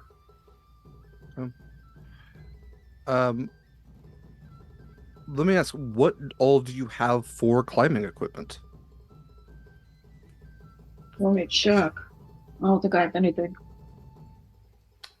I I have have rope. rope, Mhm. and I believe one of my pack has pitons in it. Pitons? Mhm. Pitons, yeah. Pitons, yeah. So I'm you gonna- guys will love this. I don't even have rope. Somehow. I mean, luckily, yeah. I think between the rest of us, I think we have a good amount of rope. I have fishing tackle. Hey. I mean, what is fishing tackle but just smaller, more brittle rope? Very sharp. That's what the ancient philosophers said. I feel like Fia would have. I mean, she's been I have rope, but I feel like she tends to know that because she flies a lot, because she's used to flying in places, would have some things to help her companions come after, like climb for that particular reason, because it's convenient for her to like have like, here, let me just like have the things that you would use to, I don't know, hammer into the wall or something, so that they would have a more stable climbing thing. I will give you all this, that because you are essentially in the tents of treasure hunters, they come well equipped. Hell, they brought in giant robots.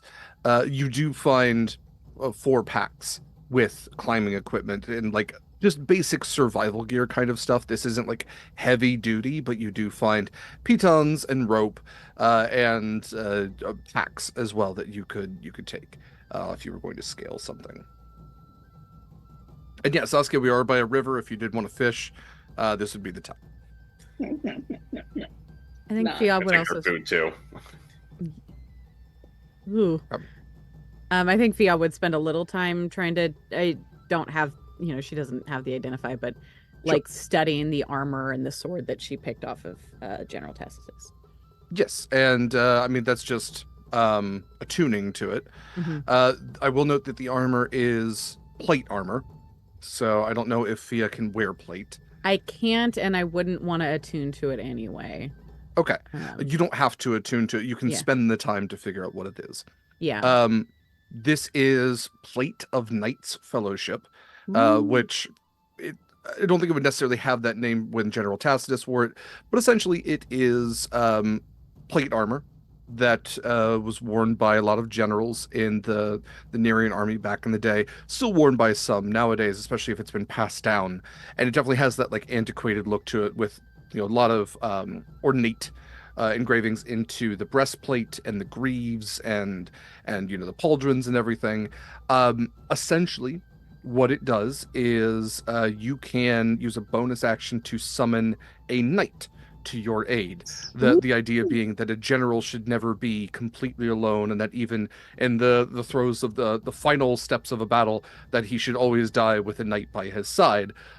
So you would be able to summon the spirit of a knight, whether it be a Nerian spirit, potentially. If you have another knight in mind, somebody from your past, you might be able to summon them as well. And they stick around until they drop to 0 hit points, or until a minute passes, whichever comes first. They share an initiative with you, but take their turn immediately after yours. They obey your commands. No action required by you. If you don't issue commands, they take the dodge action. It can only be used once per day. And yeah, otherwise that's that. The sword is a long sword. This is basically Shatter Spike, which you'll be able to find on D&D Beyond. It's a +1 weapon that does automatic critical damage, automatically critically hits against any objects, and can deal bludgeoning or slashing damage, even though it is a long sword. Ooh. And cannot be damaged by any non-magical sources. I'm going to head over to Saskia first. Hey, Saskia. I can't wear this, but it does seem to be pretty cool. I know it's a little like old looking and very not trendy or whatever, but I thought you might be able to wear this, use this. If you can't, I can always see if Desiree wants it, but I thought you might want it first. It has some pretty cool things. Though I was able to discern a little bit. I am a little interested. I'm a little flattered that you think I keep forgetting what her voice sounds like. I'm a little flattered that you think that I'm a trendy sort, but I would be interested in the armor. Great. Desiree doesn't want it. It seems more of her vibe, if you know what I mean. Well, I mean, sure, but I just watching. You got really hurt today, and Desiree's. I'm not as she can take care of herself, but if you were to go down or get hurt like this, frankly, I don't know what we would do without you. So this might help a bit. I'll take a look. I will take it. Excellent. The long sword, though, I'm not really a sword girl. You know what I mean? Boy, I understand. I think I might keep this one for myself. I'll be honest. I have some plans for it, I think. What kind of plans? Well, haven't worked out all the details yet, but I have some friends who might be quite interested in this. Ooh. I won't pry too much, but very exciting. At the very least, having something that is important to the Nerian Empire that could be potentially used for leverage might not go miss. It's true. Very true. And it is the sword of General Tacitus, so... Exactly. So, and well, you rest up and take care of yourself, and I'll have a good night. Night. Thanks for being concerned. No. Don't tell anybody else.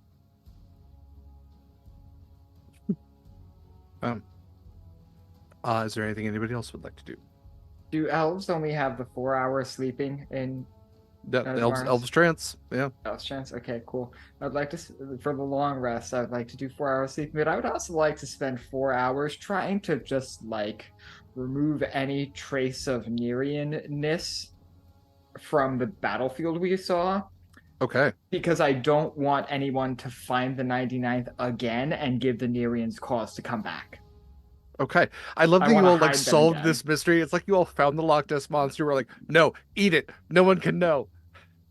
Yeah, so I would like to continue that trend of just getting rid of anything that could be used to find the 99th again. Okay. No check needed. You take time, Desiree, out in the rain. Yeah, any places where there might have been tent poles, any old weaponry, everything is just tossed into the river and either quickly buried in the silt and mud or carried away out to sea. There's no remnant of cracked stone. There's the ruins here still, absolutely, but these were not Nerian ruins. You do everything within your power to make sure that there is absolutely no evidence that the 99th ever walked here, let alone that they fell in this place. And it takes you time, and by the end of it, you are just drenched in rain. But at the same time, you get this massive boost of serotonin that just swells up from your spine into your brain, and you hear the voice of the blade that you now carry, and it says, "You have done great justice here. You have cleansed the world of a darkness. You have enacted my purpose. Well done."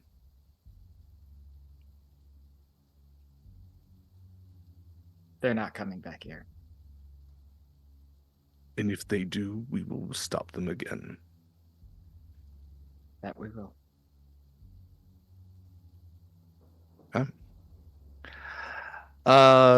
You all get your long rest, heal your wounds, regain your hit point maximum loss, should that have affected you.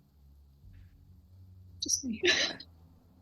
And yeah, okay. So what now is the plan? You have a general idea of where the impact site is, where Toraleng Sin should be.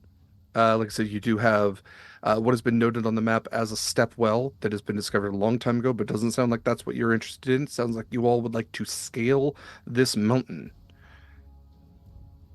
Okay. How are we scaling this? This is not even something that you can just walk up the side. There's not switchbacks or anything. Mm-hmm. This is in parts a sheer cliffside. So how are we making up this mountain?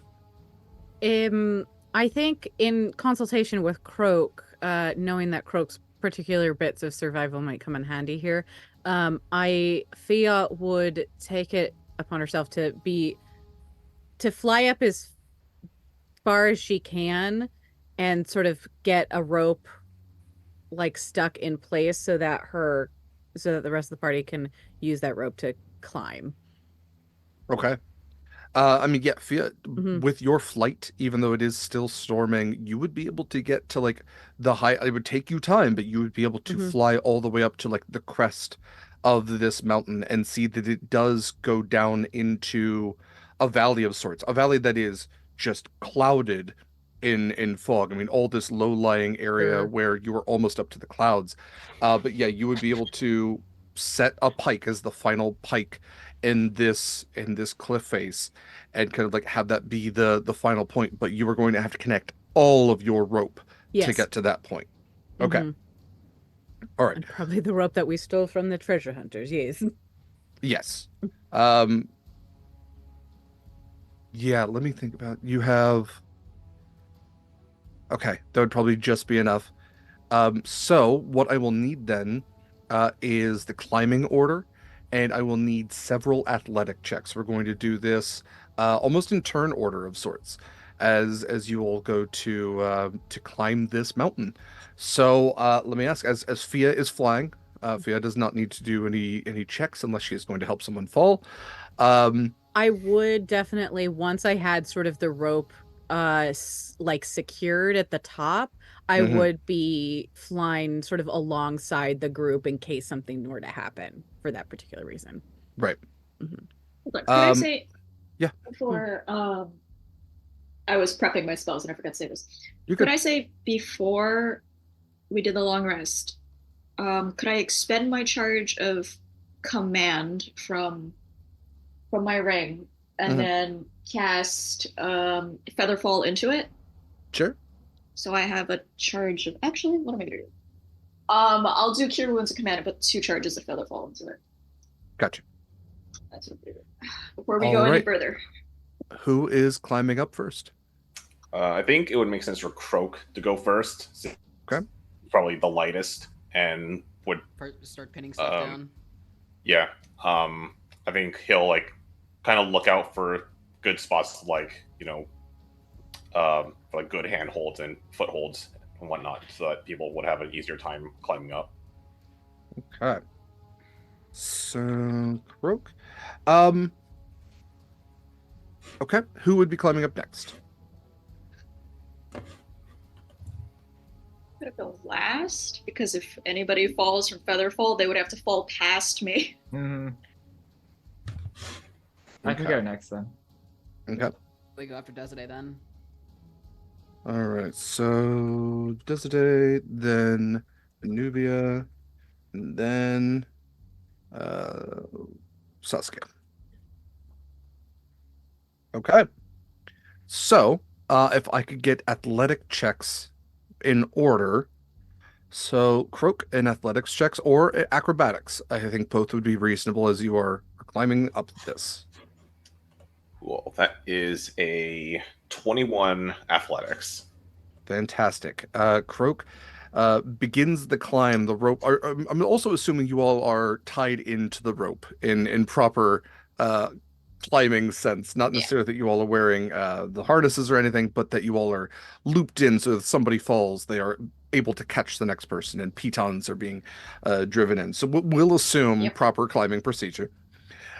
Desiree, an athletics or acrobatics from you.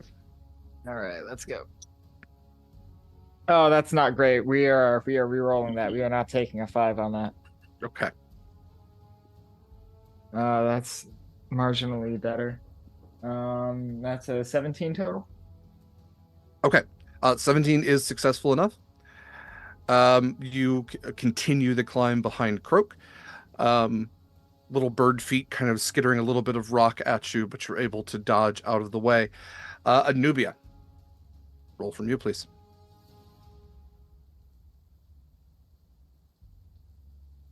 .24 acrobatics.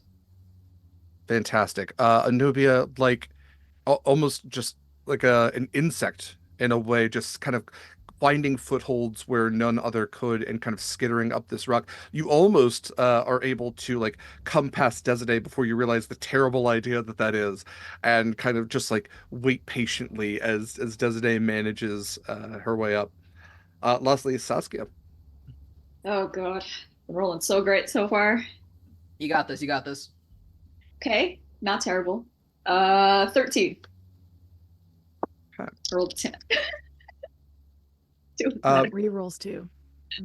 Yeah.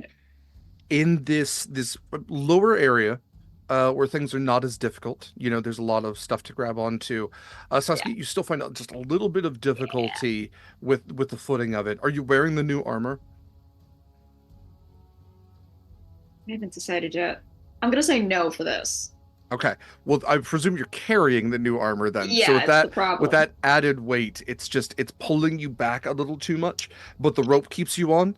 You're able to, there's like one point where your hand slips, but Anubia being the next person is like able to catch your weight just as the rope goes taut a little bit, and you're able to pull your way up. Okay, let's do our next round. That was pretty successful the first time. The DC is going up from here. Croak, another roll from you.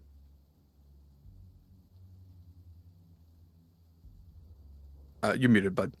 Yep. 23 athletics. Fantastic. Croak, keeping it strong up at the top. Desiree.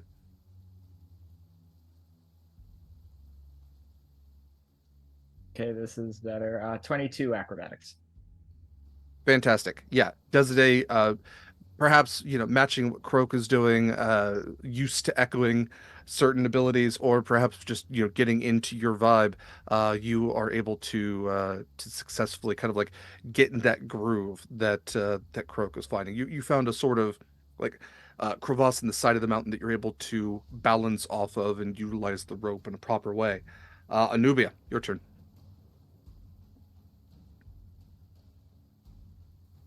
That's a 28 acrobatics. Okay, yeah. Again, Anubia, just like as if this was swimming through water. You're absolute natural to this. Saskia. Okay, that's better. That is a dirty 20. Fantastic. Saskia, figuring out how to appropriate your weight, how to manage the rope and manage the footholds, maybe even watching where Anubia's paws kind of fit and realizing like, I don't have those, but maybe I can squish my feet in there. You were able to manage much better than you had started out.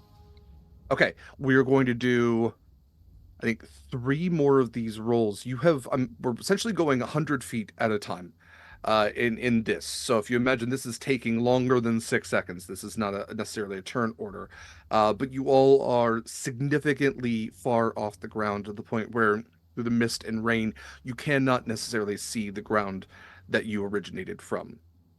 Another series of rolls. Croak.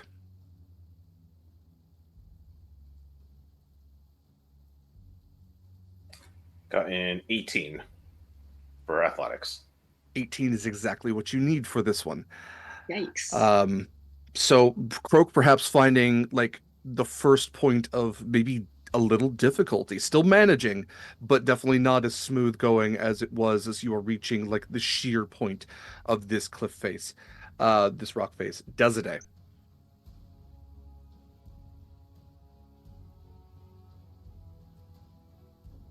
That is a 1, and I do not have a reroll. Oh no. No. You have one more reroll.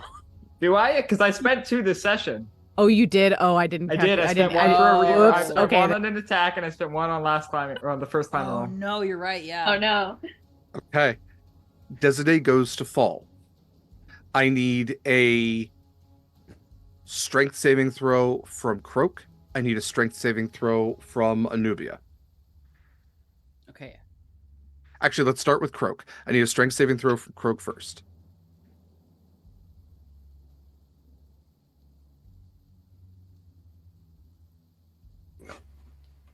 Where's my... Oh, cool. I got a 22 strength save.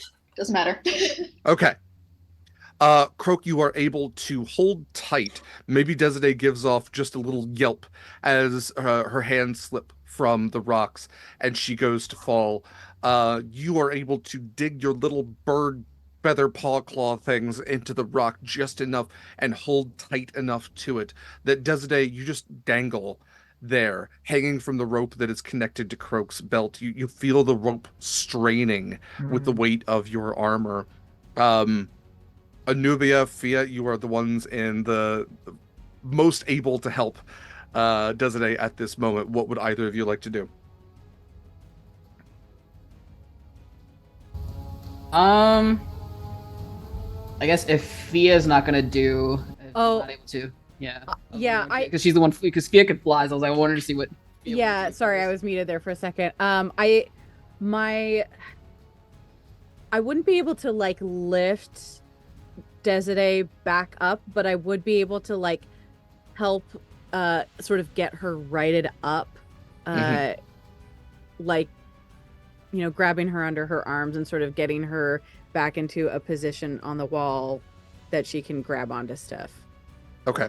So Or does it hold give onto the me rope or another roll with advantage as you are essentially being given the help action to re-grip the wall, whether it be acrobatics or athletics?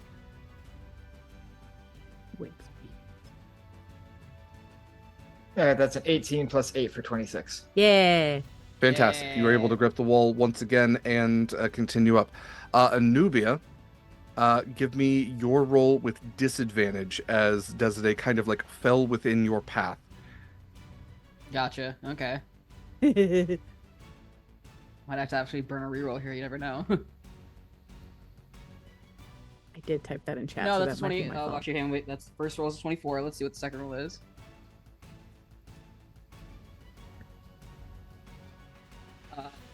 The second roll, I would like to use a reroll on that. Okay. Yeah, because that turned out to be a 14. So let's yeah.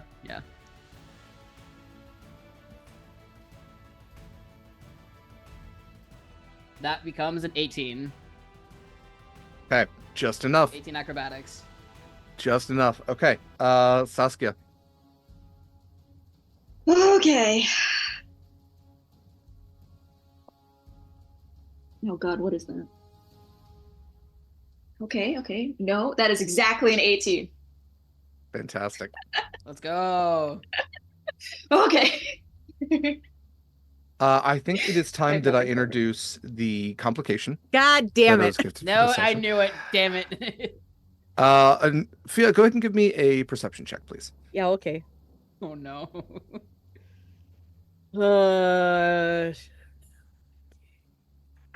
Scared of my dice. Okay. I'll take that. Perception is a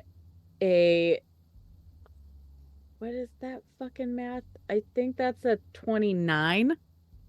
Great. You are able to spot this shifting part of the mountain. You're getting up to the point where there are snowy parts, where there's like slight flats and outcroppings, and there's just a little bit of snow that is crested over on some of these parts of the mountain. And you see this large shifting of rock and snow that you note to not be either of those things, as the horned head extends upwards and these piercing eyes glare at you.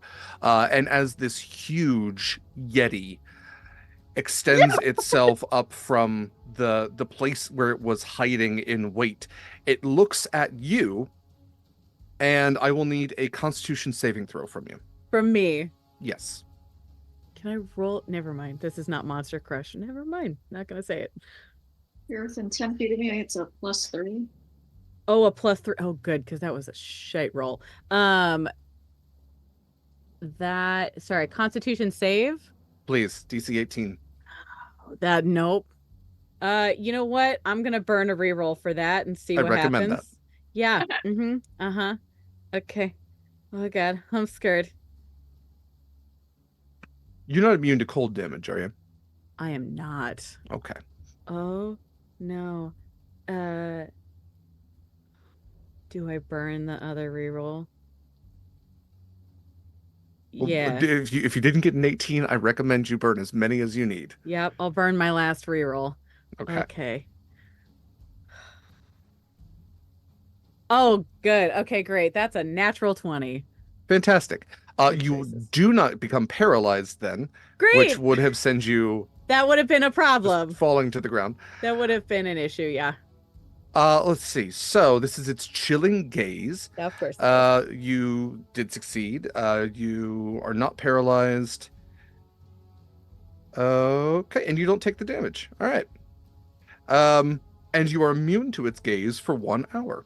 Oh, okay. So no one else has seen this yet, as you kind of have the vantage point, but you can see that it is starting to scale the mountain as, again, huge creature, like bigger than a hill giant. This thing is like a part of the mountain itself. Its claws just slam into the rock wall, and it begins to scale its way towards your companions who are still climbing their way up. Let's get some rolls again. Croak.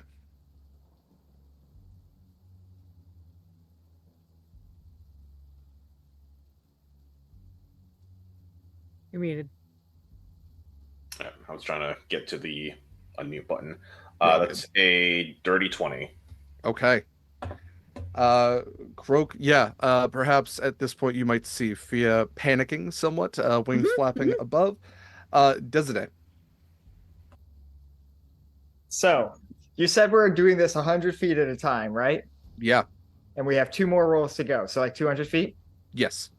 Rather than climb, I would like to cast levitate on myself. Okay. Which will give me 200 vertical feet, I believe. Okay.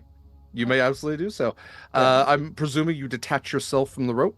Yep, so I'll just like kind of assess like how this has gone so far, how challenging it will be further, and just be like, no, this is not happening. I'll cast levitate on myself, cut the rope that I'm attached to, and just Okay, so then Croak and Anubia are no longer attached to one another either. I did not know that. That's okay. It's all one rope. Okay, Desiree, you continue upwards and now see the abominable yeti that is scaling its way towards you. As you just kind of drift past it, it roars at you, unable to necessarily reach you from the point that it is. But yes, you are able to reach the top piton and look over into again that valley that that Fia had once seen, that is just shrouded in fog and mist. Okay, Anubia, it is your turn. Now separated from Croak with a yeti clawing its way towards you. 2 more rolls to go. Give me athletics or acrobatics or anything else you'd like to do. You can also deal with the yeti if you'd like.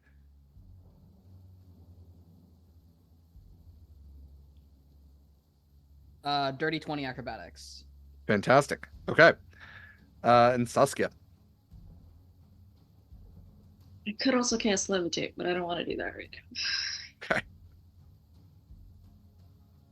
No shit. What is that? Oh, that's really bad. That's really bad. I'm gonna reroll that. That was a 3. Okay.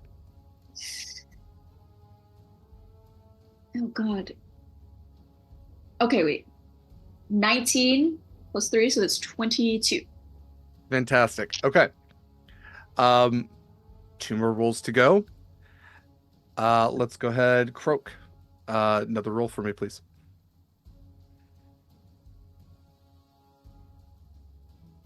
While I'm climbing, would the Yeti be too far away for me to send my swarm down to like kind of keep it distracted? Oh no, it's getting closer. That the Yeti goes at the very bottom of y'all's turns. It is getting within range of you. You all will be within 30 feet of it, with it by the end of your next turn. Okay, then I would like to send my swarm down to kind of like fly around its head and like keep it distracted. Okay, it is swatting at the birds. Very King Kong like. Cool. That is a 22. 22, perfect. Okay. Desiree. Actually, Desiree, you're already at the top. Never mind. Anubia. I could just imagine Desiree just like levitating up, just like. All right. That's a natural 20. Okay. 29. That is successful. Okay. Would I be able to like reconnect the cut rope between Croak and Anubia? Do you have mending? No. Okay, you can do a sleight of hand to see how good of a knot you could make. Yeah, I'll try that because that makes me nervous that they're not connected anymore. Sleight of hand. Maybe it's just free climbing at this point. It's a 21. Okay. Pretty good knot. You think that that's something that would likely hold, especially should Croak fall. Yeah. Okay. And I'm sorry, Saskia, did I get your roll? Okay. I still have one more reroll, right? It's 2. Believe so. Oh my god, that's even worse. That is a 5. Okay. Saskia falls. The rope goes taut, pulling on not only Anubia, but the knot that that Fia had just made and Croak. So, strength saving throw at disadvantage from Croak, because this is now like the momentum of it, Yeah. the pull of that is pretty significant. Is Croak within 10 feet of me? Yeah, probably just about. So it's +3. Okay. I gotta make sure this is like my job. It might as well, yeah, if you got it. I had a whole battle map for the step well. We're scared. With disadvantage, it's going to be a 12 plus 7, which is 19. 19 is just good enough to hold tight. Well done, Croak. Okay, Anubia, I need a strength saving throw from you. This one's not a disadvantage because basically Saskia is right behind you. Croak stabilized the rope. It's gone taut, but you're also feeling that pull from behind. Also +3. Okay. Ooh. Uh-oh. I got math is mathing. 18. 18. Okay. Good enough. Okay. Saskia, as you are trying to get your feet here, Fia, are you going to help in the same way you did before? Yes, I am. Okay. Then the Yeti is going to make its move now that you all are within its 30-foot cone. It is going to use its cold breath. Great. I will need a DC 18 Constitution saving throw from everyone except for Desiree. I'll get +3. Great. Yeah. Oh my god. Derek, I'm what'd gonna you say the re-roll DC that was? too. 18. Constitution 18 plus 3. I got a dirty 20. Okay. Natural 20. Fantastic. 15. 13. Was the 15 with a plus 3? Yes, that was with the +3. Okay. So then Anubia and Saskia, you both fail. You are going to take 46 points of cold damage. Ow. Yikes. Ow. 23 points of cold damage to those of you who succeeded. Okay. I would like to use my reaction to cast Absorb Elements. Okay. To Sweet. cut that down further. Okay. You absolutely. I'll use my reaction to cast Hellish Rebuke. Okay. Yeah, what is the DC on that? It has to make a dex save of oh god, I never use it. 16. A roll of 5, it has a +0. That is fire damage, right? It sure freaking is fire damage. Fantastic. Yeah. What is the damage on that? We'll do this. We'll roll it this way. Not a lot, but 8. This thing has fear of fire. Yeah. So as you hellish rebuke this creature, it roars at you like fur barely singed, and yet there's like the fear in its eyes that you can see, and it goes to scale back the way that it came, roaring back at you like an animal that's been cornered. But in moments, it has basically guerrillaed its way from where you are further into the rainy mist, where you no longer see it. It has fled from you. Go. Incredible. Fuck yeah. So I believe that's one more roll I need from all of you. As Yeah. Saskia, we can say that you are aided back. So Croak finishes off.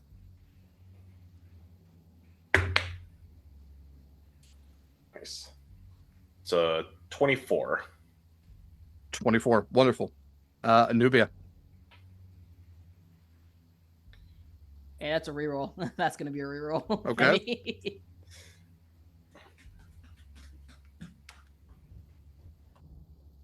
Uh-oh.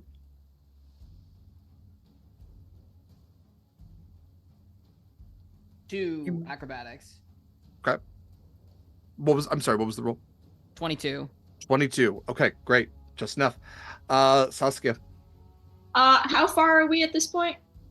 This will be your last 100 feet. Last 100 feet. All right. So at this point, since it seems like everybody, like at this point, it seems like everybody else has this, right? Yes. Okay. I will cut the rope and I will cast levitate on myself. Okay. All right. Saskia finishing strong. You all make it to the peak, basically the crest of this mountain, a very narrow path that like is just wide enough for you all to kind of stand side by side on, maybe via what do I say? Like, I didn't want to say flapping above, but that's the only hovering. That's a better word. Yeah. Hovering above, and you look down into, again, a valley that is just completely covered in mist and fog. As I understand it, you all have Featherfall on. So, in lieu of climbing down this otherwise sheer face, you could all jump. I don't know if we have. Oh. I can cast Feather. It's a reaction. Okay. We can just jump, and then I can do that. I can do that if that's what people want to do. I mean, I'll fly down, so don't need to worry about it for me. But yes.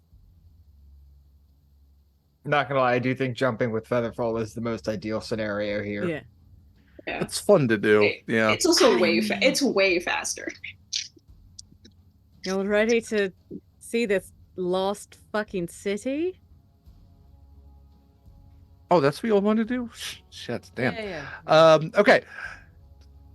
With Featherfall cast on all of you, you dive into the ocean of mist. And as your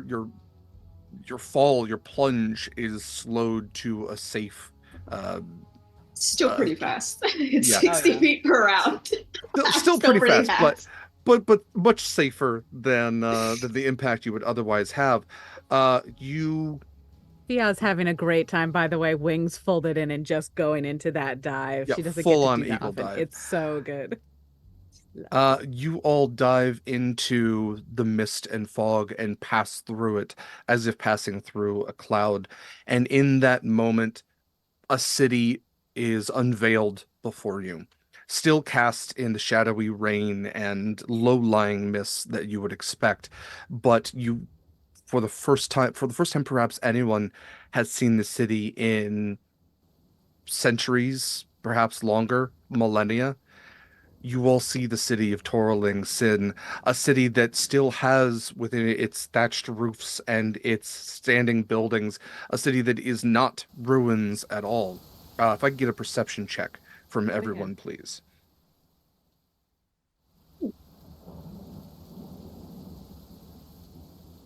18 for Anubia. That's a... Hold on. 21 for Fia. I rolled a 6. Okay. I think I'm actually gonna have Crow not perceive, because as he's falling, he's just spread his pseudo wings out and he's closed his eyes to like take in the sensation. Just flying. God love baby. Baby boy. To those of you who rolled above a 6 or rolled at all, you would see that this is a city of walls. That there are, much like the port town that you came in, the remnants of the culture that made that port, that there are several walls which extend outwards in crescent shapes, all leading towards a rock face, a part of the mountain itself that the city seems to have been built facing in towards. And that rock face is not sheer, it is not plain.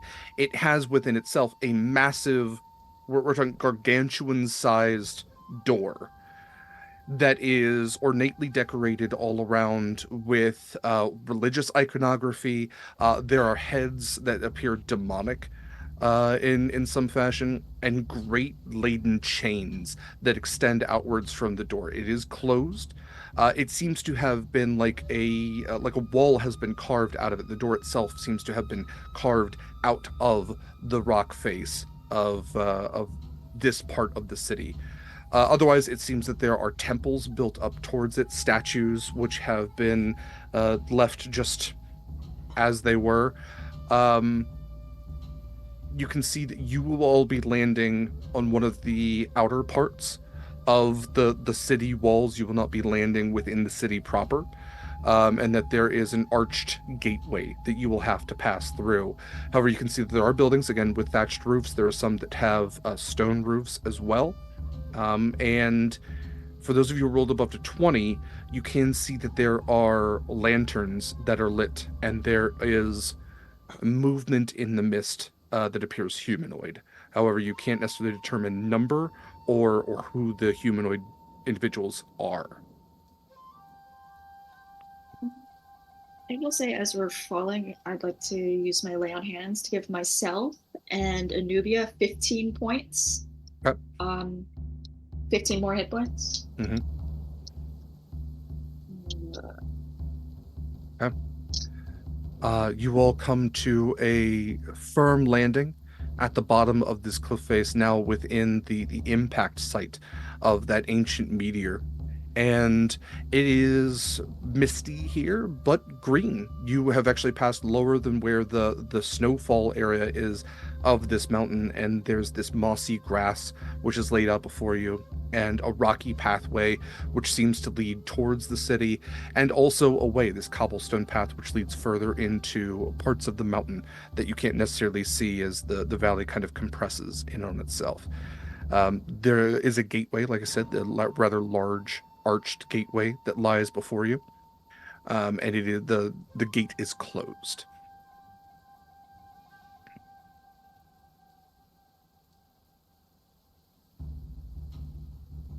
And the gateway appears to be the only way into the city. You could probably fly up and over it. You could potentially try to climb the walls. Yeah. I think. And I saw figures inside the city. Sorry. Yes. I'm confirmed. Okay. Oh, I feel like we should proceed cautiously. Don't know who else saw it, but there are people there. People being generous, because I can't tell for sure, but... How thick is the wall? The outer wall appears to be stone, probably about 2 feet thick, from what you can tell. Okay. How high up are the walls, I guess? The outer wall that you're kind of looking at with this gate is probably about 25 feet tall. Oh, okay. The inner walls seem to be lower, more just like an architectural decision as opposed to necessarily a defense. Like they could probably use defensively as any wall can, even if it's 3 feet tall, but it's more just to section out the city from what you could tell. Okay. Do the tops of the walls look manned in any way, shape, or form? You do not notice anybody on top of the walls. Does this look like the gate that I have a key for? Potentially. You are some distance from it, but yes, this could very well be the key that opens this gate. As you understand it, the key is meant to be the gate key to Toraleng's Sin, so logically you would reason that, yes, you could use this key.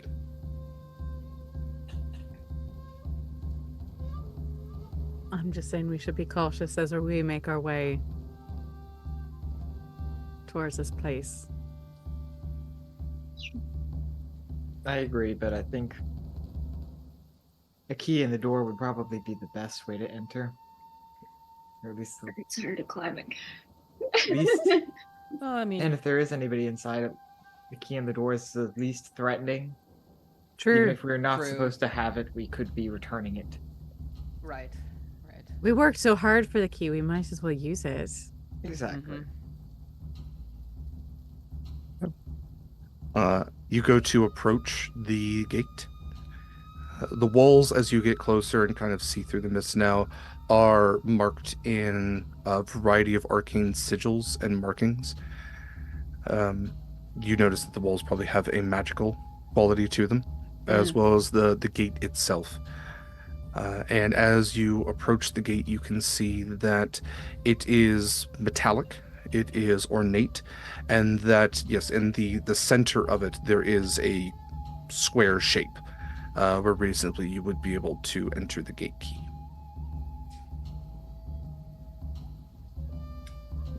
And you do so. Can I go listen ahead, for movement on the other side of the gate? Sure. Yeah, go ahead and give me perception.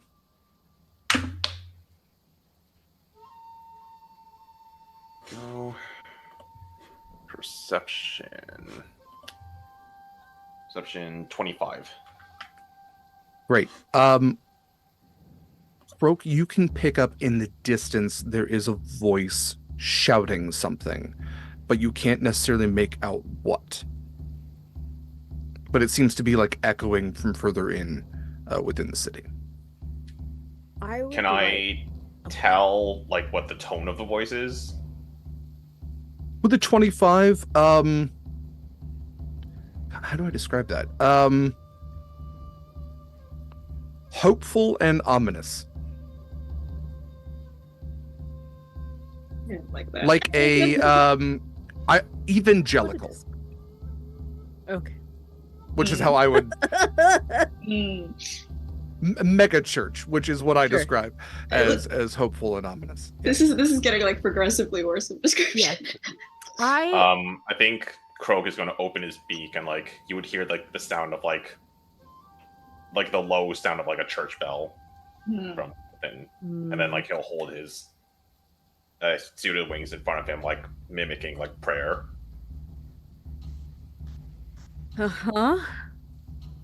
I'm gonna try and get a better look and see if I can see. Now that we're a little closer to the gate, I want to like fly and I want to do this as stealthily as I can.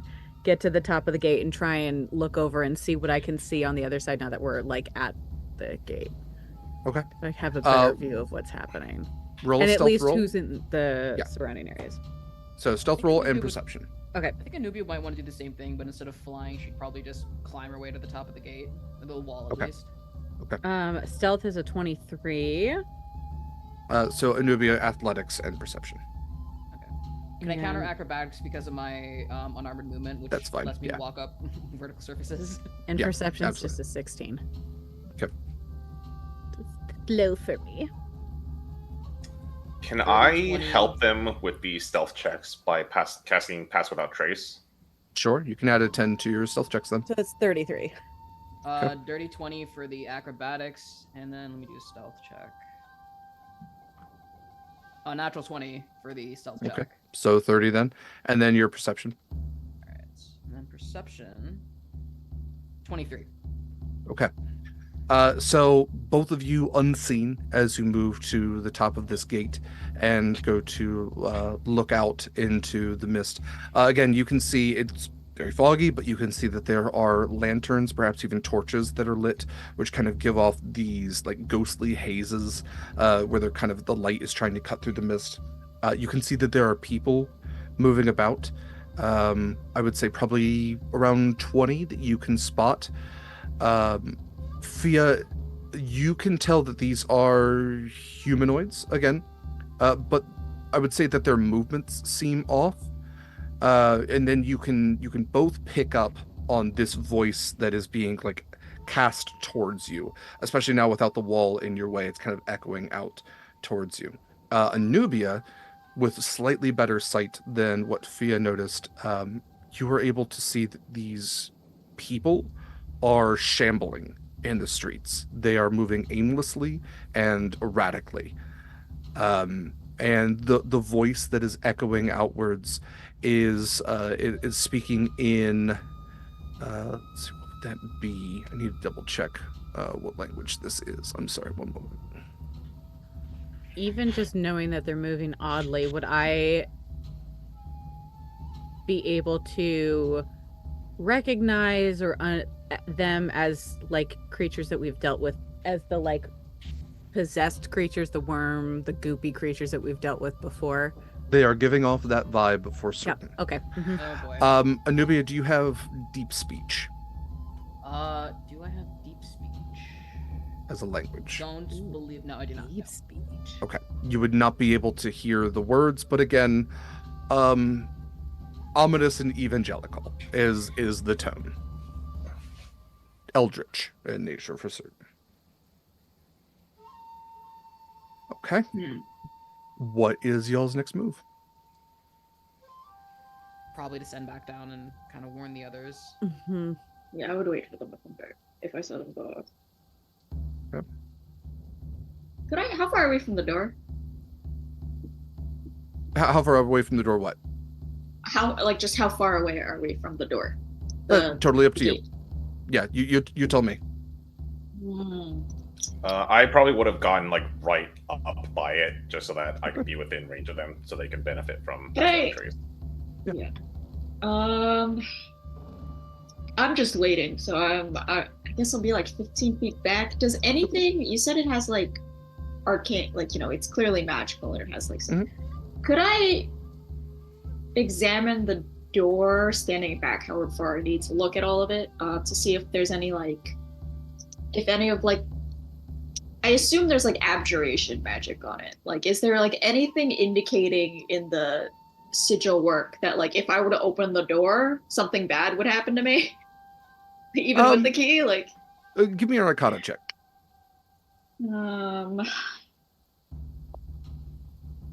Okay, it's not bad. That's an 18. 18. Okay. 18. And you also speak Primordial, right? You speak Auran, at least? I speak Primordial, just flat Primordial. Okay. Fantastic.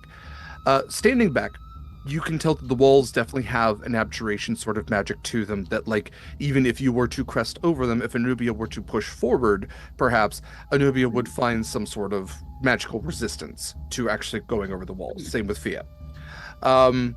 The gates themselves, also a level of abjuration magic, as well as, I'm going to say conjuration. I think that's the right magic I'm thinking of. And then you also see that carved in Primordial, the gates themselves, like I said, are metal. They have that square, cutout in the center that is deep enough you can only see shadow, you cannot see through, that you presume to be the keyhole. The design on it is Asian draconic, of these more serpentine dragons, almost nagas in a way, that are intermixed with a variety of other animals and warriors and all of this iconography that's carved into it, that you also notice have layers to the pieces of it, where it seems like there might even be something might happen when you open the gate. How deleterious it's going to be to you, how damaging it is, I don't think that it's necessarily it's going to explode or anything like that.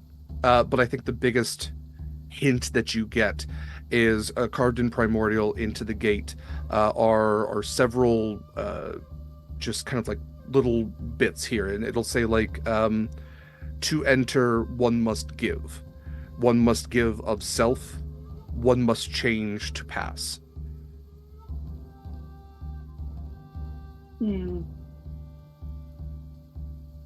Okay. Okay. Yeah, while we're waiting for the others, I will tell these two. I will say that out loud to the other two. I also speak Celestial, if that has any help ever. If you would like to pray, it would. No, we're good for now. Okay. And how far away did the humanoids look when we report back? Were we able to determine? More than 50 feet. There's none just on the other side of the gate. They are all they all seem to be congregating and moving further in. Okay. Towards a place. Yes, towards the voice. Gotcha. And I think Anubi and I come back down to report what we've seen and heard.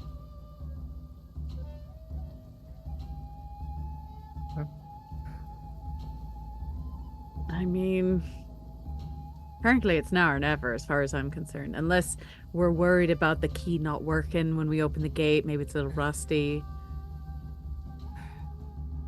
Well, that definitely wasn't on my mind, but I do agree. Now or never. I feel similarly. Croak will nod and like kind of hold a finger in front of his beak to indicate Should quiet. Alrighty. Anybody want the honors of opening this gate? Because I'd be happy to do it, but looking at one of our two fearless leaders. I'll do it, but I wouldn't fight anyone for it. So you go ahead. Oh. Yeah, I think I'm going to. Have fun. Okay. Stay safe. All yours. Maybe stand back, I guess. Who knows what's going to happen, but I'll go ahead and try and open this gate. I could mage hand this and have the mage hand Like a coward, yeah. like a coward, Like but a I'm not gonna coward. do that. Oh, where's the trust? I- Okay.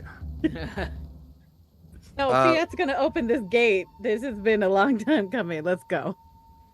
Via, you take the rectangular prism Mhm. and insert it just very gently into the gate where it slides, and all of these all the lines on the outside of it line up with these inner mechanisms that are completely unseen to the naked eye, and it slides, and somehow you watch as the mechanism of the gate spins.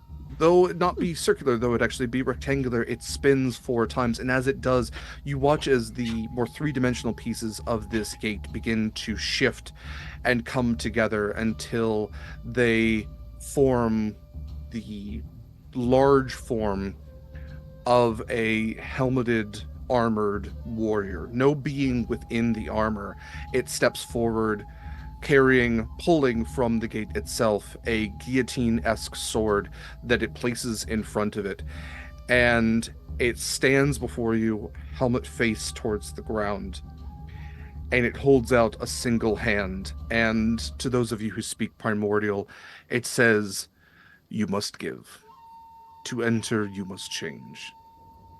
What will you give?" Oh. What will we give to enter in? We sure are demanding, but oh, I happen to have this really handy dandy sword right here from the Nearians. Unless anyone has any objections. Croak tugs on Anubia's pant leg and then points to her pack where the skin suit is. Oh. Good thinking. Anubia will pull out the neatly folded skin suit that is still in her pack. Oh no, that's better. Let's get rid of that thing. Agreed. It's like the Did funniest feel a thing to little bit do. weird traveling. Did feel a little bit weird traveling with these past couple days. She will place the skin suit in the armored warrior's palm.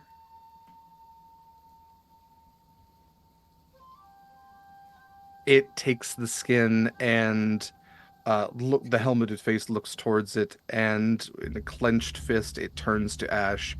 Again, in Primordial, it looks to Anubia. "You give of another, which is unacceptable." Anubia, it is going to attempt something at you, but fortunately it rolled a 1. I'm However, not you do feel surprised. just for a moment a little bit of drain on your strength. "You must give of yourself. You must accept change, for it is the only way to pass." Quick clarifying question: Is this warrior's asking for an item, right? It is asking for something more than that. And does it, especially if you are wondering about this, you can roll Arcana or. So I have an idea, but it's an item. Yeah, I think Arcana might be the thing. All right, that's not bad. That's a 19 plus something. Okay. 19 plus 1, 20 total. Okay. For the first time, perhaps, you hear two voices in your mind, a conversation that is happening without you, and you recognize it as your weapon conversing with this gate guardian. And this is, you hear your patron. What would you have of her? She's not one to give of anything she has already given. And the gate guardian, now in a language you can understand, what has she given to you? What would you give to me if you are her owner? And Designate, you're feeling pulled in two different directions here, and you feel like you're not necessarily part of the conversation unless you would like to insert your own voice here. Okay. What was the question again, to be clear? So essentially the gate guardian is asking for you to give up something of yourself, something that is part of yourself, whether that be, and I think with your Arcana check, you are realizing it is not something that you hold, but something that you are. It is asking you to change something substantially about your being.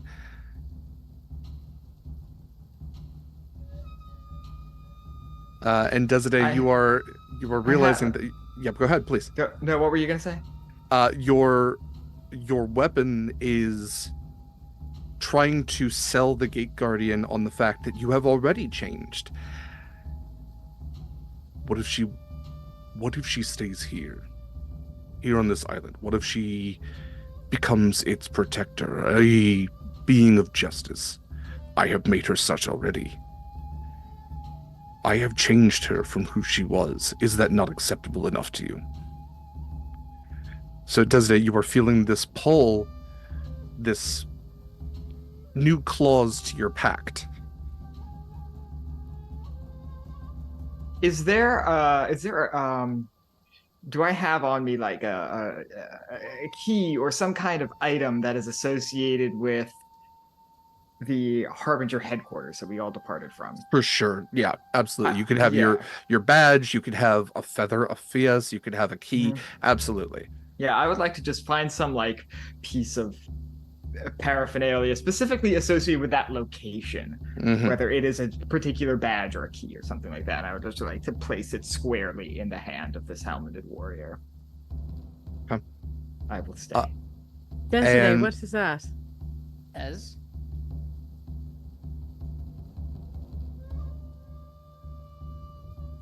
This place is important. We can't just leave it alone, and with Haas dead, someone needs to be here. Okay. Let it be me. And Desiree, to you alone, you see the gates open. No one else would see.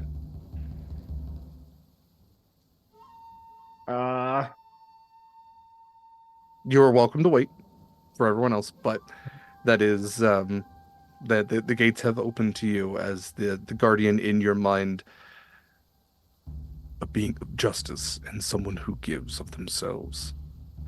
That is acceptable. I will walk ahead. Fia, give me a perception check. That is a 28. Where do you typically keep your deck of many things? Oh. Fia's got like some pockets and around that she trying to think. I think her pockets like live sort of on her back, in between her wings and her shoulder blades is mostly where she probably keeps that particular item. like someone who doesn't necessarily notice until it's too late that their car keys are missing from their pocket. That like that empty feeling when your phone isn't where it's supposed to be. You note that your deck of many things is not where you keep it. And as you all look to the hand, the sword remains where it is. There is a hand that is left empty and another hand that extends now with your deck of many things in it. If you all cannot think of what to give, you may draw a bit. Oh. Hmm. Oh. I feel like it's like a worse bet. You know what? I like the way I am. I don't like the idea of giving up any part of myself. I'll take that deal. I will draw a card. The deck should be available to you on the Roll20 screen. Yeah. Screw this. I'm perfect. On the Roll20 screen. Yeah, it should be in the bottom left-hand corner. Let me know if you don't see it.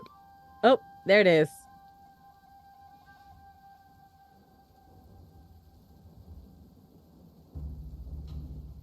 I drew. I don't know what it did. I think you have to like pull a card and then Skull. Oh. That's fine.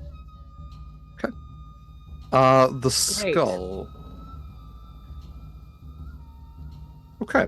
Feels appropriate. We are going to resolve all of these momentarily. But you have drawn the skull. Is anyone else going to draw, or does anyone have any changes they can make of themselves?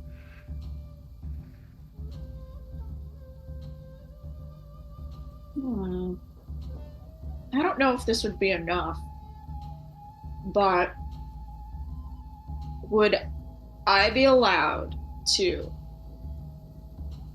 give up a feat that I have? I don't know if this would be allowed. Yes, you could. Because I have my Magic Initiate Bard, which lets me cast Mending, Vicious Okay. Mockery, and Healing Word. And Okay. if that is an acceptable trade, I will just delete that feat just flat off. Can you Because think it's of a symbol of that you could give? Perhaps Yeah. something of a memory that you could give for that. Yeah. I'd like to think that might be a little weird, but she was formerly I think she still has actually a little she'll pull out a porcelain mask that she has. This is what I'm gonna say. And it's hold on, you send me to this. What is the name of the order again? The order of, before she was a harbinger, she was studying to be a monk of the Way of Mercy. And she had left that to become a harbinger from the monastic order of the Illuminae, is what it is. I'm going to, since this is more of she knows Healing Word from this, so I think that is what she learned the feat as part of, despite it being a monk thing. So she has this little, what did I say it was? It was porcelain, and she will walk up and she'll hold it up and she'll show the knight first to make sure that he can see it. And she will place it in there. She won't say anything. But she'll just do that and just expect that he would know what this represents, since he seems to know a lot of things. And Saskia, the knight nods to you. One who has been of service, one who has passed through mercy, and one who brings light to this world. I am sorry to you most of all. You may pass. She'll give a little, not really a curtsy, well, a bow. That's what she'll do. I saw that face, Alex. Okay. If I can, I'll stay like not all the way through because I'm scared of what's on the. I don't want to walk into something on the other side. Hang out in the middle somewhere. Croak and Anubia. Croak is going to reach up with both of his hands and like make grabby hands at the deck, because he can't quite reach it. Sure. Fuck, that's cute. All right. You may draw. The knight leans down a little bit.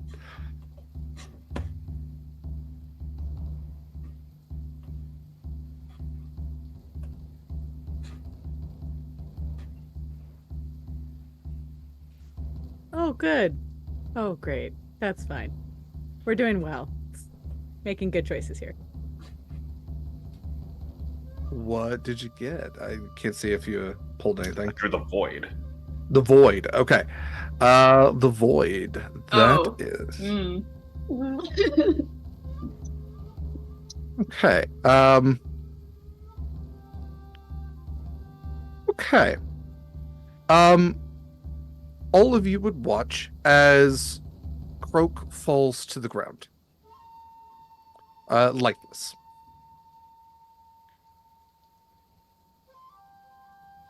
That's what you see. Croak, you are somewhere else entirely.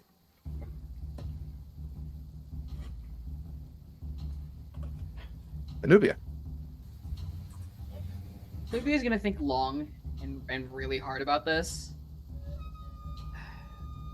Obviously, she's torn between having to give up a part of herself, someone who's been through a lot in her travels, but or should she give up something that an experience that she's endured, or does she want to give it a chance? And I think at the end of the day, she realizes that like a lot of her experiences, a lot of them weren't the greatest. They made her who she is at the end of the day, so she'll turn to the deck and draw a card.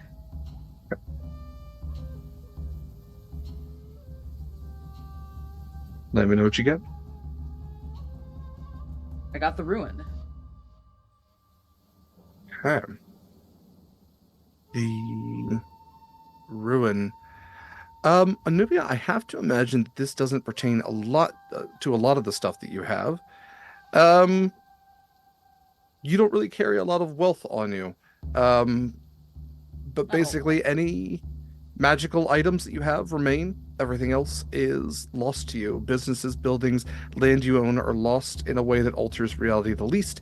Any documentation that proves that you should own something is lost to this card as well. You are bereft of all items that once belonged to you.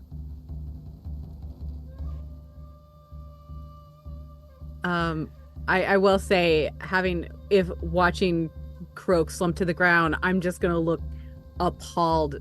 Would I have seen the card that Croak drew? It's probably still in his feathered hands.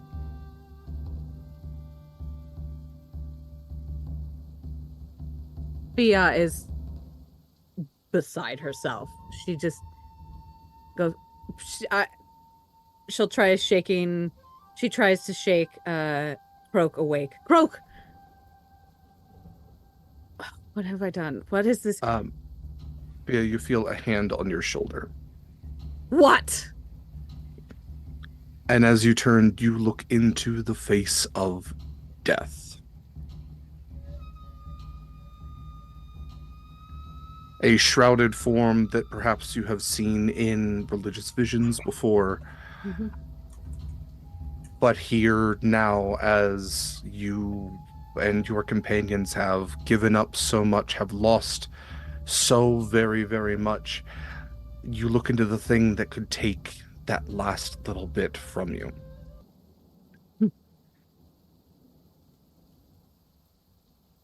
Of course she'd come for me now. This is all too perfect, and we are so close.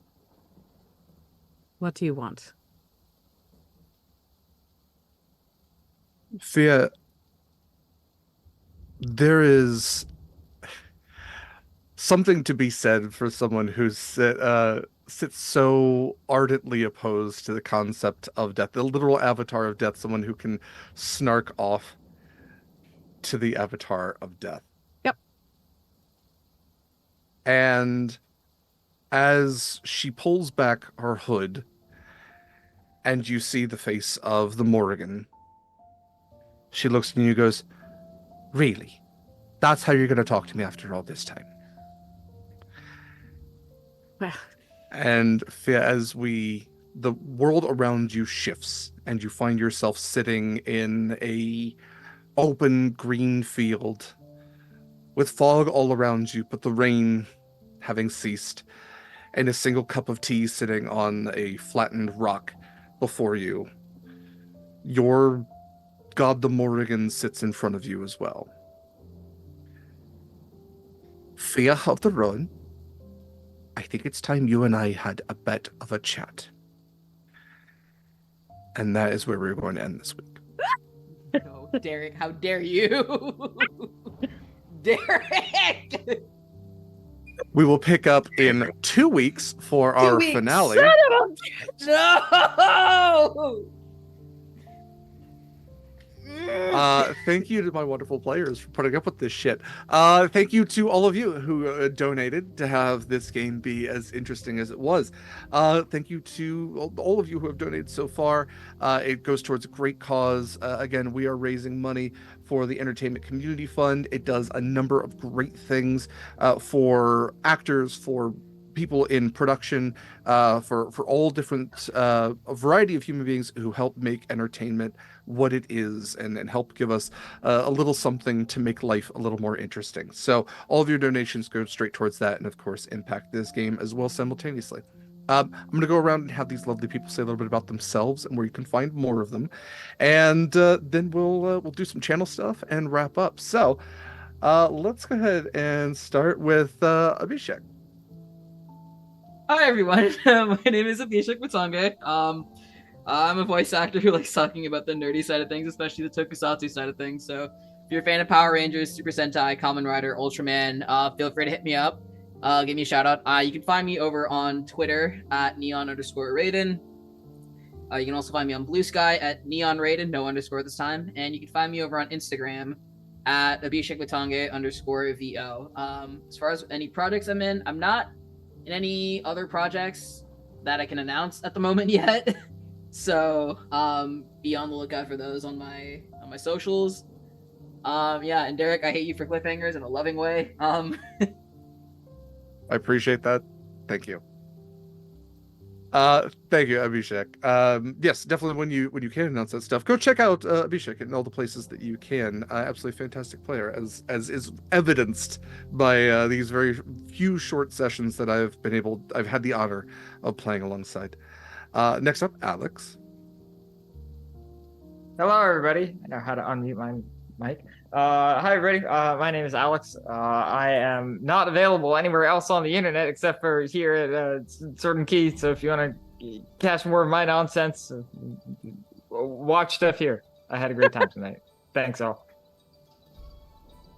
Very lucky to have the exclusive, the Alex exclusive, I should say. Next up, LD. Hi, everybody. I'm LD or Lady Dame. You can find me everywhere that's important on the internet at the Lady Dame. Twitter, Blue Sky, Twitch. I am a variety streamer on Twitch, although right now we're mostly playing Dragon Age. That's Mondays and potentially other days of the week as well. We're on Dragon Age 2. It's a good time. I am also one of the hosts of Monster Crush, a podcast where I get to hang out with Derek and we chat about all of the hot and sexy cryptids and monsters and various and sundry other things, and talk about whether or not they're smoochable, and it's a great time, and I love that. I'm trying to think if there's anything else I've got going on. Also, I'm an affiliate for Friday Afternoon Tea. I'm just going to toss that out there. If you like tea, maybe come talk to me, because I have some things. Anyway, so that's what I've got going on right now. I think that's it. There's stuff that's in the works that I can't talk about yet, but stay tuned. This has been nonsense. This has been absolutely nonsense. Yeah, it's fine. It's fine. Everything's fine. Sure has. Good times. I just make this shit up. I mean, who knows? Next up, Rek. Hey everyone, I'm Rakolai. No preference how you pronounce it. I'm just glad you're here. Thanks for tuning in tonight. I potentially was the player for Croak. We'll see how that all plans out. Can't wait to recap all that in 2 weeks. You can Until then, you can find me right here on Twitch, twitch.tv/Rakolai. You can also find me on social media at Rakolai on Twitter. That is RAKO, capital IAI, proper spelling everywhere else. I will also be on the upcoming Sword and Key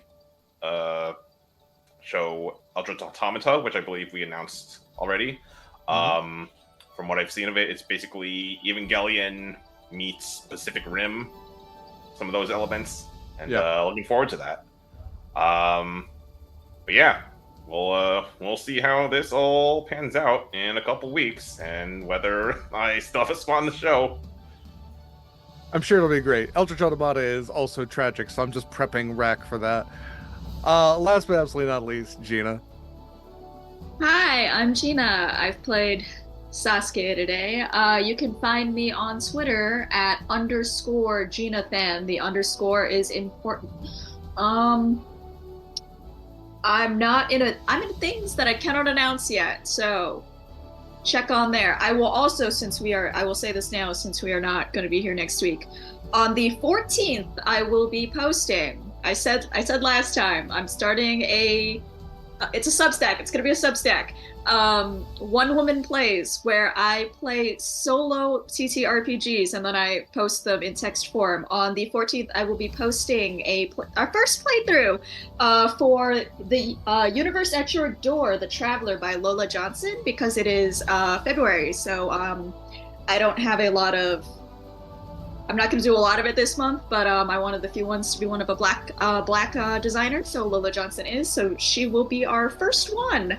Very exciting. I will be posting a link there at Twitter. Check it out. That's what I got. Fantastic. I love that it's just in time for Valentine's Day. Play a game, a little bit of self-love. There's another way to say that. Thank you to my wonderful players.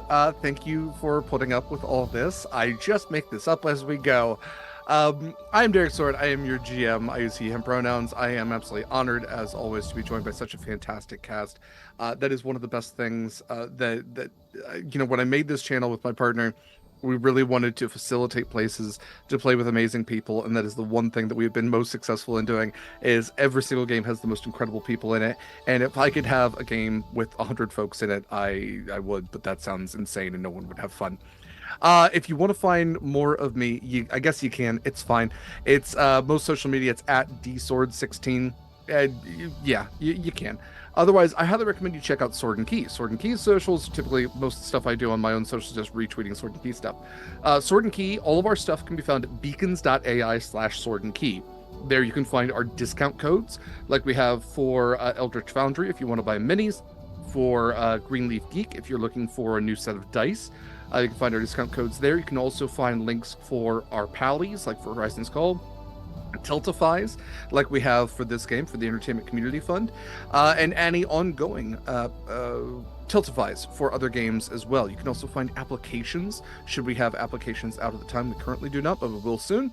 And you can find links also to Monster Crush, as LD mentioned, which is a podcast I do with LD, where we talk about different cryptids, creatures, and miscellaneous monsters. It is bi-weekly. I'm going to say pan-romantic Pandora's box of monsters. I had something like that written down. I can never find it again. As Gena mentioned, or Gena just posted in chat, I'm going to hand it back over to Gena real quick. Sorry, Lola Johnson uses they, them pronouns. I want to correct that real quick. Appreciate the correction. Always important to get people's pronouns right if you can, and make corrections if you find out. That's the least we can do. Okay, so looking up at upcoming Sword and Key stuff, we have this coming Friday the 9th at 5 p.m. Pacific time. We have the second in our Monster Hearts novel adventure games. Our novel adventure games, we actually ask authors, sometimes really big authors, to come play games with us. And we have a fantastic cast for that, of some friends as well, who also happen to have written some stuff. So you can check out that. The first game was great. This is the second half. Horizon's Call is back on the 10th at 3 p.m. Pacific time. That is Saturday. Season 4 started just yesterday, so it's going to be continuing on from there. Eva will not be joining us because she's doing a beekeeping class. So I guess look forward to Sword and Key Honey in the near future. The next Monster Crush is due to release on the 11th. That will be an episode about Chinese dragons, because the 10th, I believe, is the Lunar New Year. So, and it is the Year of the Dragon. Will be the Year of the Dragon. The 11th also has the 3rd of 4 installments of Deathmatch Island, which also does feature Eva, as well as the very amazing Anik. We moved our Sword and Key movie night, which again, you can join those through our Discord, and you can join our Discord again through our beacons. So if you want to hang out in our Discord, there's a lot of great people there, and we do movie nights every other week. We're kind of doing back-to-back weeks out of respect to Novel Adventures, but we will on the 16th be doing The Princess Bride, and then on the 23rd we are doing Howl's Moving Castle. Sanctuary is a one-shot of a game written by Megan Lynn that will be featured on Saturday the 17th at 10 a.m. Pacific time. It is a GM-less game that has a wonderful cast, but Megan Lynn will be joining us to help facilitate. We're very lucky for that. And then, yes, as Rack mentioned, Eldritch Automata will feature on the 24th, and that might be a 2-shot. There might be like a bi-weekly 2-shot. But Eldritch Automata, as Rack mentioned, has like heavy Gundam, Evangelion, Pacific Rim vibes, but like during the Christian revelations. So there's just like demons and angels and giant robots punching them. And of course, there were giant robots I was going to ask Rack to play. I mean, literally the first person I thought of. And then last of this month, which it is a long month because it is a leap year. Fun fact.